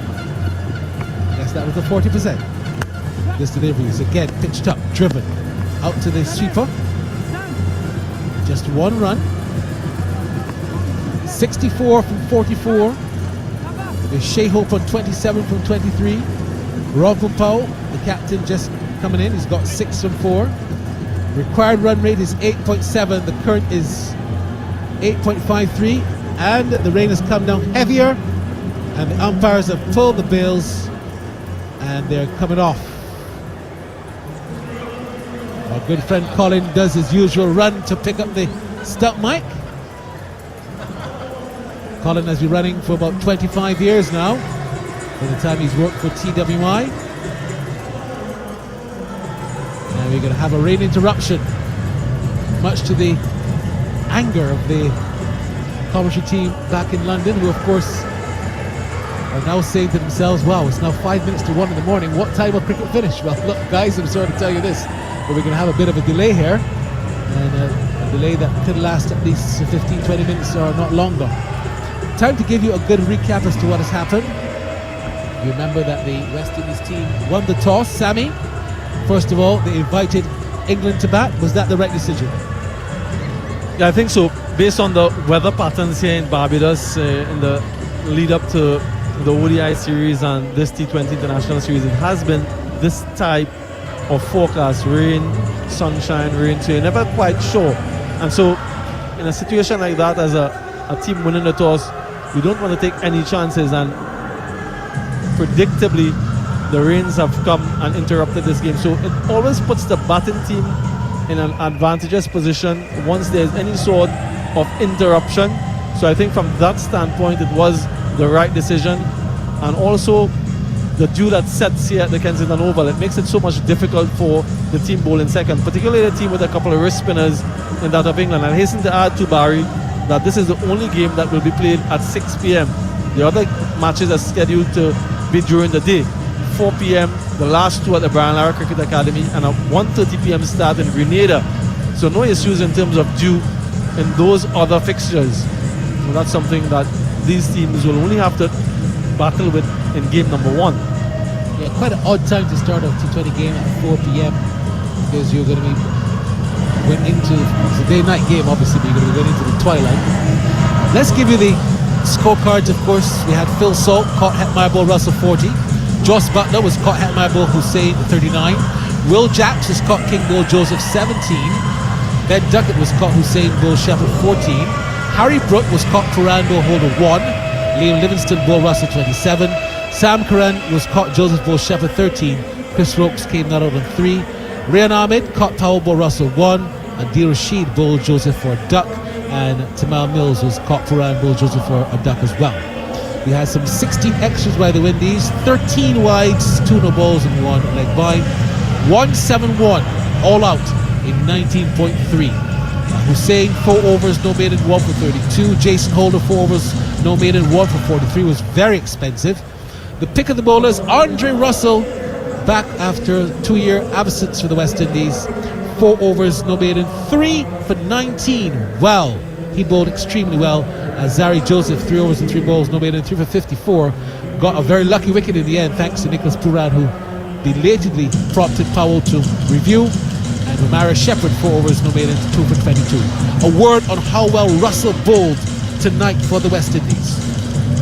Yeah, remember they got off to a high octane start. They were 77 without loss in the first 6 overs, and so they needed someone to come and take wickets or control the flow of runs. And Russell came, picked up a wicket, and then he came back and picked up a couple more. And just the way he was able to assess the conditions, I spoke to him during the mid-innings interval, and he spoke about the first slower delivery bowl, and it gave him an insight as to how the pitch would play, because it gripped off the surface, and the majority of his deliveries thereafter were those slower deliveries, those cutters, and he also had that faster one that caught the batters by surprise. So to see him in action in international cricket after that long hiatus, it's welcoming for fans of the region. He's a blockbuster player. He's one who brings people to cricket matches, and you want players like that playing for you as often and as regularly as they can. So to see him back in action, and not only back in action, but making a significant contribution to the West Indies team with the ball is really heartwarming for him, and also for the West Indies team, and for the team potentially that will be looking to play in this T20 World Cup in a few months' time. So England 171 all out, the Windies 108 for 4. Let's hand you back to the studio as we have a bit of a break. Thanks very much, Barry. Not sure if you're still with us, but Yeah, we're still here. give us your do us your best Andrew McKenna impression then. I mean, when it comes to the weather, are you expecting this to be a terminal fare, or do you think we'll be back on? He's asked me that all day. In fact, Andrew McKenna has been asking me that question from 9 a.m. this morning, and as I said to him, I can't tell you what will happen with the weather in Barbados because it has been very erratic, and this is true to form. When Andrew asked me about the weather at 9 o'clock this morning, it was sunny. By 10 o'clock, it was raining. By 12 o'clock, it was sunny again, and then that prevailed more or less to this evening, till now, when the rain is falling pretty consistently. So it's been a very weird weather pattern, and I think with the covers on and the rain falling, all I can tell Andrew is I think you better find a cushion or two to get comfortable at the studio, because we could be here for a little while. We're going to get a restart. If you're listening to and are unaware, we've just had a bit of rain in Barbados, with West Indies just ahead of the Duckworth Lewis, but they've lost a couple of wickets, so this game actually looking a little closer than it did at about the 7 or 8 over stage. 171, England bowled out inside the 20 overs. They were at 77 without loss, so lost 10 wickets for, what's that, 94. West Indies also got off to a good start, but the track does appear in second innings, as it was in first, to just become a little bit more difficult to bat as the innings progresses. So we will wait and see. Rodman Powell and Shai Hope at the crease when we get back. Restart in 9 minutes time, and we haven't lost any overs as well, so there we are. So Barry, the covers are back on, I believe. How's it looking out there? Well, it was looking good for about 5-10 minutes, and then all of a sudden we saw the ground staff coming back on with the covers, and like I always say, I take the cue from them because they know the weather patterns here very well. Personally, I don't think the rain is falling at all, but the fourth umpire, Jackie Williams, has got her umbrella up, and now I'm seeing the covers being removed, so it's a positive sign for cricket to be restarted at 9:35 as was originally scheduled. It's not raining now, the umbrellas are down, and the ground staff are now pulling the covers off, so I think it's a very positive sign that we should have a restart in about 5 minutes. Wow, Barry's calling it. The cut-off time, I believe, is 10 past 2 a.m. UK, which is 10 past 10, I think, where you are, Barry. I mean, the crowd aren't going anywhere, are they? In fact, just on the screen about 5 minutes ago, there was a big sign saying there's an after party. They've got Alison Hines, who's a big soca queen, and about 4 other main artists, and there's a party in the party stand after this is done, so definitely they're not going anywhere. I think that's why it's so heavily populated. Well, it would be sweet relief not to hear Sweet Caroline, and I imagine that's not part of her repertoire. Definitely not. I'm wondering why Neil Diamond has never done a live performance for the Barmy Army. Perhaps, I don't know if he's up to it. Don't give him ideas, Barry. Yeah, I'm going to ask for royalties from that as well pretty soon. But no, the good news really is that the stumps are back up and the bills are on. The players are very eager. They look to me to come back on and try to finish this up. Nothing has been lost, so we still have 64 more runs from 44 balls. England need 6 wickets, and that's how it is on both sides of the coin. I think we're in for a real exciting finish because the crowd have seen a great game here, both on Saturday and today, and I think that they're very excited to see the climax of this particular match. Samuel Badri, he's seen it all, he's done it all, he's played it all, and he's thinking that if England can perhaps get themselves an early wicket within the next 5 to 10 minutes or so, Sammy, you think that it could be a good game for them to lose?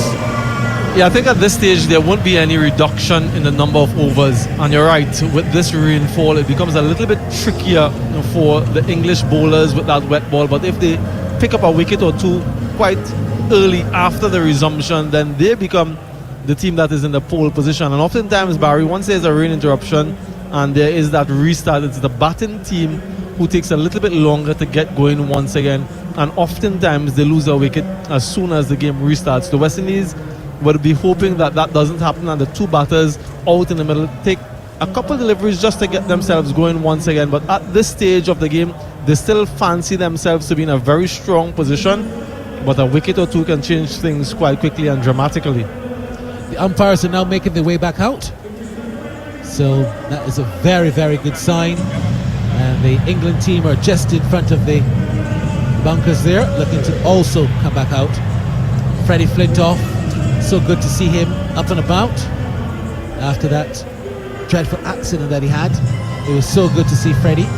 He's no stranger to this part of the world. He always comes to the media centre when he's in Barbados.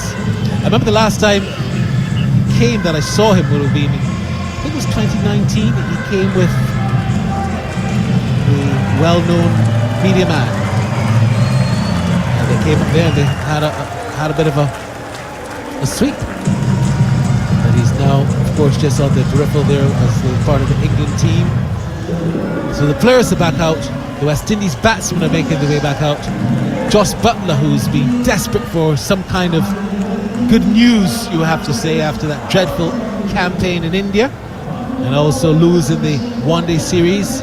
He would want to start this 5-match series with a victory, Sammy. How important that would be for him? Yeah, very important. We all know of their disastrous ODI World Cup defence, where they failed to make it to the semi-final rounds, and truth be told, they were a shadow of themselves. They are also defending champions in the T20 format, and so they'll want to make a better fist of it this time around in this particular format. There has been a lot of discussion and conjecture about the future of Joss Butler and the head coach, the white ball coach of that England setup. And this T20 World Cup, I suppose, will be the litmus test for them both, whether or not Joss Butler remains in that position after the T20 World Cup, as well as their head coach. So just come back to Freddie Flintoff, Barry. I must confess, I saw him a little bit earlier today, around midday, at one of the food outlets not too far from here. And he was looking at me as though he knows me, but I didn't quite recognize who he was. He was looking quite youthful. He had that shades on and a hat, and I couldn't recognize him, but he was looking at me as if to say, "How are you going, mate?" Because he knows me, I know him quite well. But I just could not make him out. As we start back this game, it's Rian Ahmed. Delivery outside the line of the off stump, edges away, goes past the fielder, diving away at short third, will challenge the boundary, gets all the way for 4. What a start for the West Indies. First ball after the resumption. And it was actually how they finished off. Remember, a very similar delivery and a shot that was steered and played down to third man. So I think the West Indies have just continued from where they left off. And Captain Rovman Powell, his last T20 innings on this ground was a century. So perhaps he's remembering that, and although he can't get there tonight, he certainly would like to steer the West Indies team home. So that's now 116, or is it 112? 112 now for 4.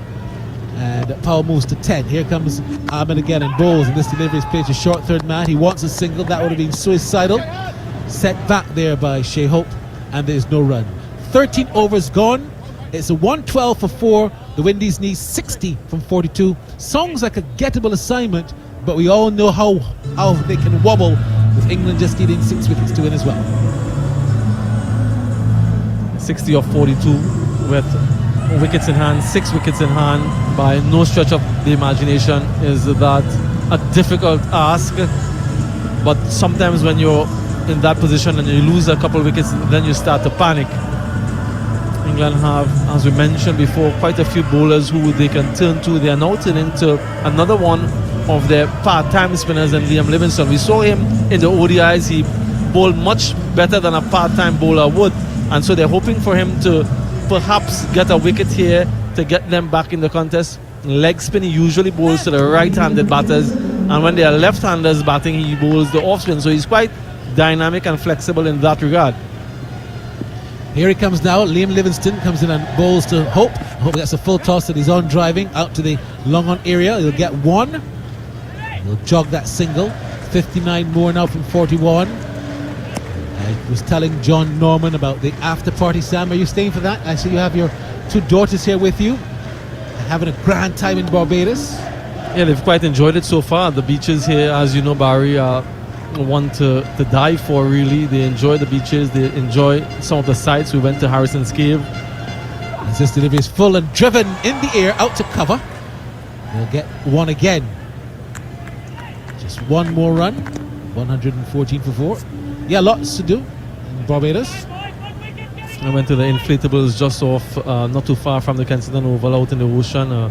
Really exciting, and they're quite adventurous when it comes to those types of things. Me less so, but I have to follow them, right? That's the thing when you have daughters, and I think John Norman knows that now. As this delivery is down the leg side, he looks to turn into the onside, can't score. I've got 3 girls, so I understand what it's about. You've got to sometimes turn yourself into what you don't want to necessarily do, but you've got to show your love and support. I found myself, Barry, doing a TikTok video the other day. Can you imagine that? I would love to see that, Sam, doing a TikTok video. As this delivery is hit out to the long on area. Just another run. So they're dealing in singles here now. 115 for 4. Powell has got 11 from 7.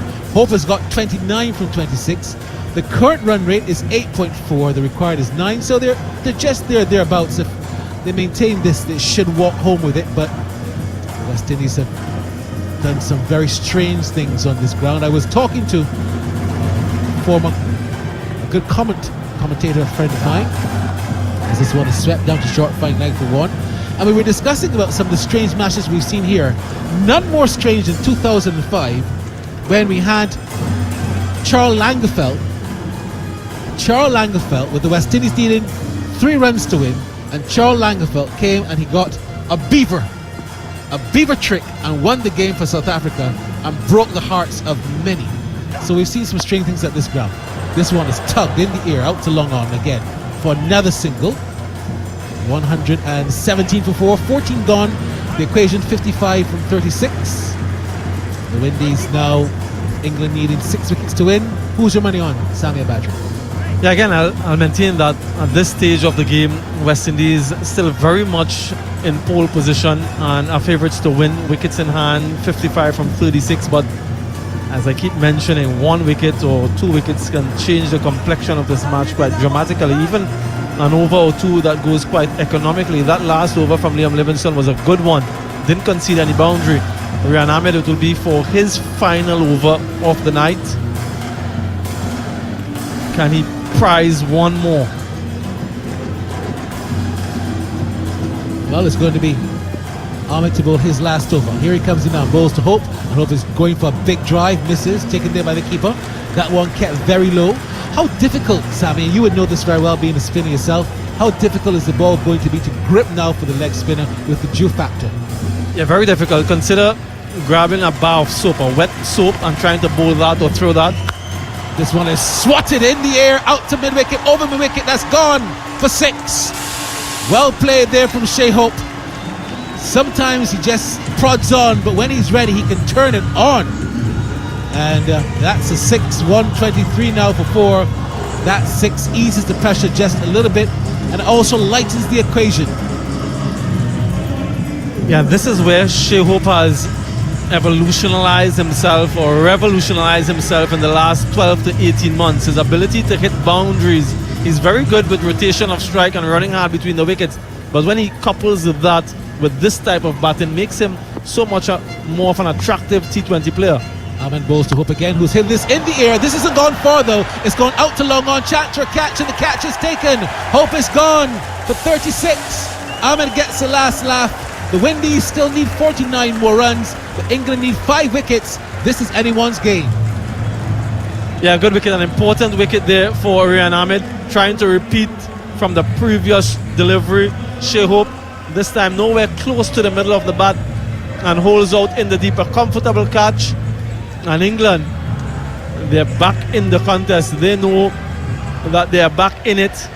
And as we keep saying, this West Indies team though they're very strong and have a lot of depth, anything can happen when the pressure tolls. 123 for 5, 49 needed from 33 deliveries. Romario Shepherd, who had a very good one-day international series with the bat, made some really good lower order runs. He's in ahead of Jason Holder, ahead of Andrew Russell, because he's the foreman. I don't disagree with this decision whatsoever. With the IPL auction on the 19th of December, do you think Shea Hope is going to be in for an opportunity to perhaps get a pick in the IPL, or you don't think he's at that level as yet? It'll be difficult for him. There are so many international players who are much more explosive. He's a good player. Let me put that out on the table. A very good player, good T20 international player, good T20 player. But when you're looking at the IPL, they want players who can change the course of a game in quick time. And with that impact player rule as well, it makes it so much more difficult for players like Shea Hope to get in. Ahmed to ball to Shepherd, and Shepherd is edged and he's out caught at slip. One ball for Romario Shepherd. That looked so easy. It was pitched to the line in the middle stump, the leg spinner, and Shepherd almost virtually steered that to first slip. I've said to you that I've seen just about everything happen at this ground, so nothing surprises me. The Windies now 123 for 6. England need 4 wickets. The Windies need 49 more runs from 32 balls. Yeah, we were just mentioning a wicket or two can change the complexion of the game, and just as we said, it is happening in front of our eyes. 2 wickets and 2 balls for Rian Ahmed in his final over. Remember that Romario Shepherd goes for a golden duck, and the man who has been in form in the ODIs, well, he finds that T20 cricket, it's a different format. Goes without scoring. West Indies slumped now to 123 for 6, and there's a buzz around as the man who's a global superstar makes his way out to the middle. 2-year hiatus from T20 international cricket for the West Indies. Recall with that World Cup in mind. Andrew Russell, Big Dre Russ, makes his way out to the middle. Career best figures with the ball, 3 for 19. Already had a significant impact in the game, but needed now with the bat. And for all that, he's only got 150 for the Windies. Best of 51. I believe that might have been in the T20 World Cup in 2016, Sammy, against India. Then Lendl Simmons himself really batted well. Lendl Simmons on that occasion had about 4 chances. In fact, he was almost back in the pavilion at one stage and had to get sent back out. I remember that well. Hat-trick ball. Here he comes, the ball to Russell, and Russell's on the front foot of defence. He negates the hat-trick, which is important. You don't want to give Ahmed the hat-trick, but the Windies still have a lot of work to do. Dot ball. Good captaincy to get that wicket, because he brought the slip very fine. The slip was wide, he brought him fine, and that's why he got the catch. Wrist spinners and match winners, Barry. That's all I'll say. You'll say that. Ahmed bowls, and Russell is driving in the air, out to the... Come on! Just falling short of the man at short, third man. And they're going to come back for a second. That could have easily been another catch there for the England side. But what an event for over. A terrific spell. Rian Ahmed finishes 3 for 39 from 4. You hear the applause in the background. And the West Indies 125 for 6. Russell 2. Powell has 12 not out. Holder, Hussein, Joseph to come. But the Windies are still away from the victory, needing 47 more, while the England side need 4 wickets. To tell you all about it, let's head back to John Norman and his team in London. Thank you very much, Barry Wilkinson, alongside T20 World Cup winner Samuel Badri, and alongside Gareth Batty and Jarrod Kimber here for the last 5 overs, if it takes that long. 125 for 6, West Indies chasing 172. And surely they've got the armoury to get them there, if not close. Liam Livingstone's going to come on for his second over. We've got Andre Russell, who hasn't played a T20 for West Indies in 2 years, alongside the skipper, Rovman Powell.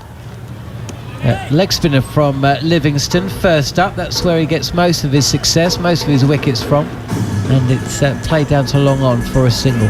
He's certainly not going to bowl off spin to either of these guys. He's going to try and spin it away. Neither of them particularly love leg spin. Well, I can think of 2 other batters who don't like leg spin. Moders picked up 2 wickets and 2 balls, and it just felt like England were getting their way back into the contest. Certainly those 2 wickets has brought them right back into it. 46 needed then from 29 balls. Russell about to face his first delivery against Livingston. This is way down the leg side and played to Ben Duckett. Russell's coming back for a second there. I mean, for a man that allegedly has got no knees, to run himself out for no reason. Powell facing then. He's had a pretty good record as the T20 skipper for West Indies. Won some series. Darren Sammy, the coach, has overseen his side to some impressive results.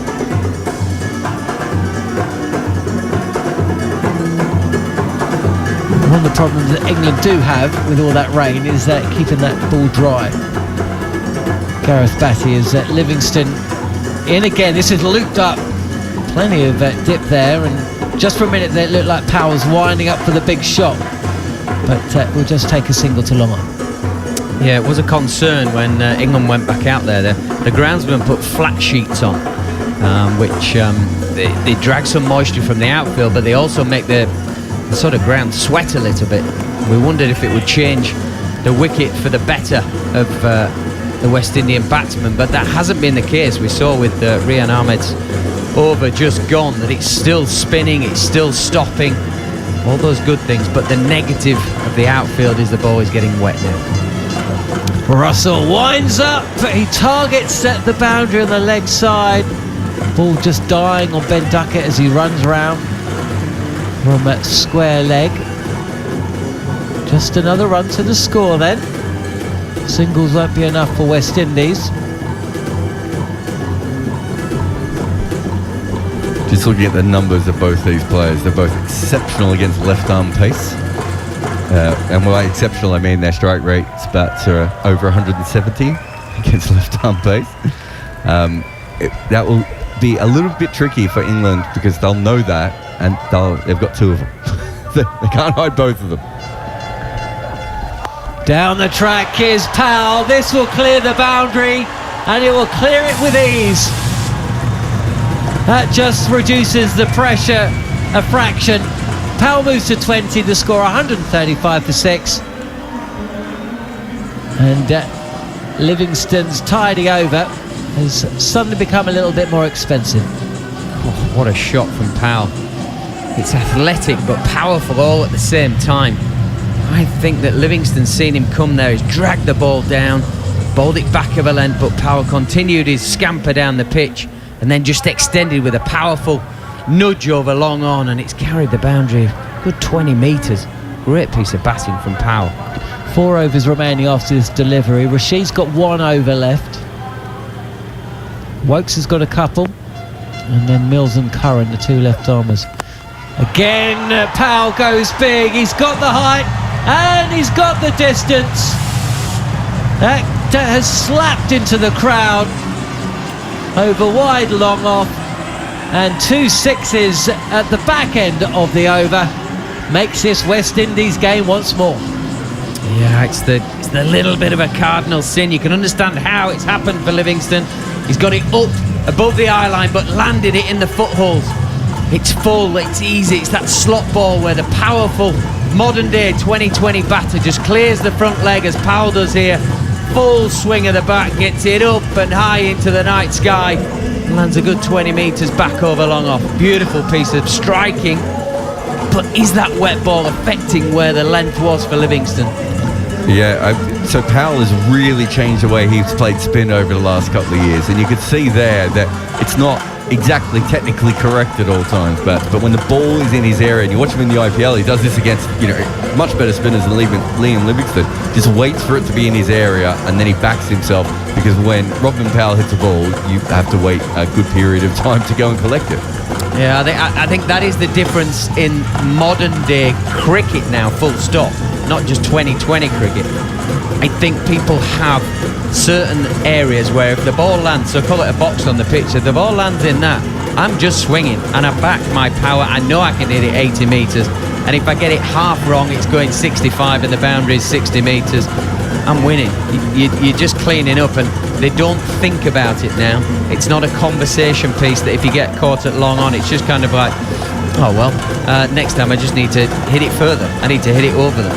Has Robin Powell made a mistake here, though, Bats? Because they just got that ball wet, and now it's been replaced because he hit it out. It must have banged on something, or maybe landed in a rump.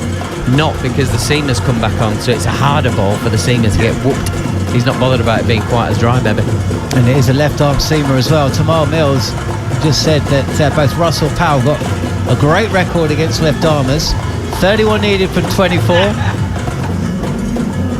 141 for 6 at West Indies. I wouldn't want to be bowling to them, I'll put it that way. With either arm, but certainly not with my left. Well, Tamar Mills is going to do exactly that. Back in the side. He's coming up against another bloke who hasn't played T20 for his country for a while. Not the West Indies as a country, but you know what I mean. This is a little bit of tip and run, short delivery. And Russell made it look difficult anyway, but another run to the score. 142 for 6. The West Indies chasing 172 in this first of 5 T20s. Yeah, if he's done his homework at all, Tamar Mills, he'll know that Russell, particularly early-ish in his innings, you get it through that sort of chest height and higher. He's not going to take you on. He's not that sort of player that takes on a big pull shot early on. Get it on his waist height, he's going to try and lash you out of the ground. Good option from Mills first up. Here is Mills again, and this is pulled away nicely by Powell, just for a single though. Duckett Fields, 29 needed from 22, 4 wickets in hand. So I'm just looking at the intelligent cricket numbers here. Andre Russell versus left-arm fast bowlers. 125 runs from 53 balls, so a strike rate of 236. And 67.2% of his runs from sixes. he also hits fours occasionally. I think he likes the angle and the pace that it comes on. But as you said, if you can get it a little bit higher to him, it can cause problems maybe early on in his innings before he's seeing them well. With just 2 dot balls, it makes room, does Russell, really carves it through the offside. There's a chase for the fielder, Phil Salt it is, on the cover boundary, and does well just to restrict that to a couple. 27 needed from 21 balls here on TalkSport 2 for West Indies to get this series off with a win. Yeah, I think the way that Russell sets up, if Tamar Mills can bowl it where it pitches outside leg stump but goes right into the body, I think it cramps his swing. But if he stays leg side of that, he can get whacked. If he goes offside of that, he can get whacked. If he gets it perfect, I think it's a really good matchup. But you've got to be perfect. Perfection needed. Short delivery, top edge, and this is going to fly into the crowd, head on hands from a spectator and possibly the bowler. 6 runs again. It didn't go where Russell intended. He was trying to go a little bit squarer than that, and the end result is exactly the same. The exact ball you wanted. Well, no, it wasn't. I still feel like if you can get a full swing at it, if you can get your arms out at all, I'm saying you almost need to be an old school, like almost what Sirisaia was doing earlier in the day in the game against South Africa, where it's almost coming outside his eye line the other way and picking it up over fine leg. I don't think he's going to do that. That is baseball style, and it goes up and over fine leg. That strike rate's just gone up a touch, Jared. Mills again, this is down the leg side, will have to be bowled again. 20 now needed from just 20. Their death strike rates, these two as well, are both over 2 runs a ball. Well, they only need 1 run a ball from here. Which is amazing, because neither of them swing that hard. They're both very strong though, aren't they? You'd fancy your chances from here, wouldn't you, Bats? Well, you basically 4 balls away from game done, aren't you, with these two at the crease? They just deal in sixes, don't they? They just do not mess about. Mills turns again. He's past the umpire. This is on leg stump. Russell will just take a single. 153 for 6. A little bit of a stop-start second innings with those rain shower that came in about, 45 minutes ago or so. But it hasn't made England's task much easier. The ball has got wet, difficult to grip. But the feeling is this game was lost towards the back end of England's innings with the bat rather than what they've done with the ball. Never really got going again, losing 10 wickets to 94 runs after being 77 without loss at one stage. Cut away, airily so, and the fielder is inside the circle, and that's easy peasy for Rovman Powell, who moves to 31 from just 14 deliveries. Yeah, he's playing an absolute gem of an innings here, the captain, Powell. Just a little bit of width. It's not a huge amount of width from Mills. He's got it sort of forward off stumps going across Powell. Powell shows a bit of class here. Beautiful body position. Sets himself front foot, then just rocks back, transferring his weight, and that sort of square drive that goes through backward point for 4. It's a beautiful piece of batting. He's shown some real power, he's shown some real technical ability, and he's shown a really cool head. He's now 31 of 14.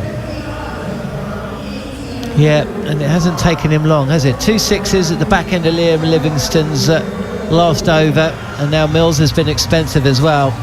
Rovman Powell, who averaged 73 against England when these two teams met at the start of last year, is just continuing a good run of form, really, an improved player, as we've been hearing from Jared. And Joss Buttler has called upon Adil Rashid, but he's asking a lot from here. The leg spinner tossed up and defended by Russell.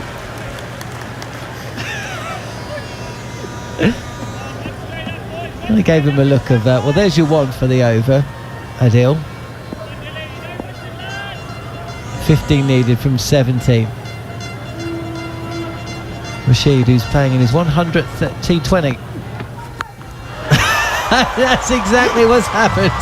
Down to one knee, slog swept that, and that's another ball that has disappeared out of the ground, down the street to Rihanna's house. On Holder's Hill, isn't it? It's the wrong end, and I really want Bats to tell me if he thinks Andre Russell picked that. I think he just went down beforehand and decided to do it. I mean, it was horizontal bat shot in the end, 103 metres. Do you think he picked that, or he was just there? No, I think, judging by the first ball of the over, he's literally watching for anything that goes slightly up out the hand, and he's just going to try and lash him. He's going to get in a strong base, a strong position, and just try and hit it a long way like he's done. The first ball of the over was out the front of the hand from Rashid. It goes really direct, and he was really respectful of it, because it's not really his forte to hit that ball. He had to bowl 6 of those for me, or else one was going. Yeah, I actually thought Rashid would follow up with one more just to see what would happen. Take it deeper. I have seen Andre Russell sometimes play that shot that Kyron Pollard does, that back foot just straight drive. Yeah. I would rather him play that than a slog sweep, I think, in this situation. And also, this is more of a club spinners thing, but if you know someone's going to swing you over the leg side, the wrong end is a really risky thing because it's spinning towards that shot.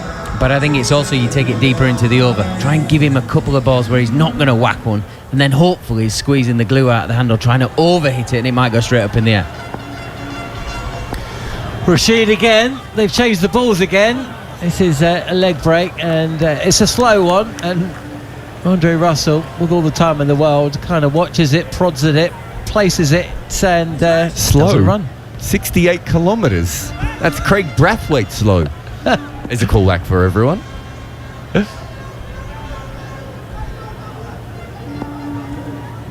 Nine needed. Russell at strike. This is another leg break, and it doesn't go too far from the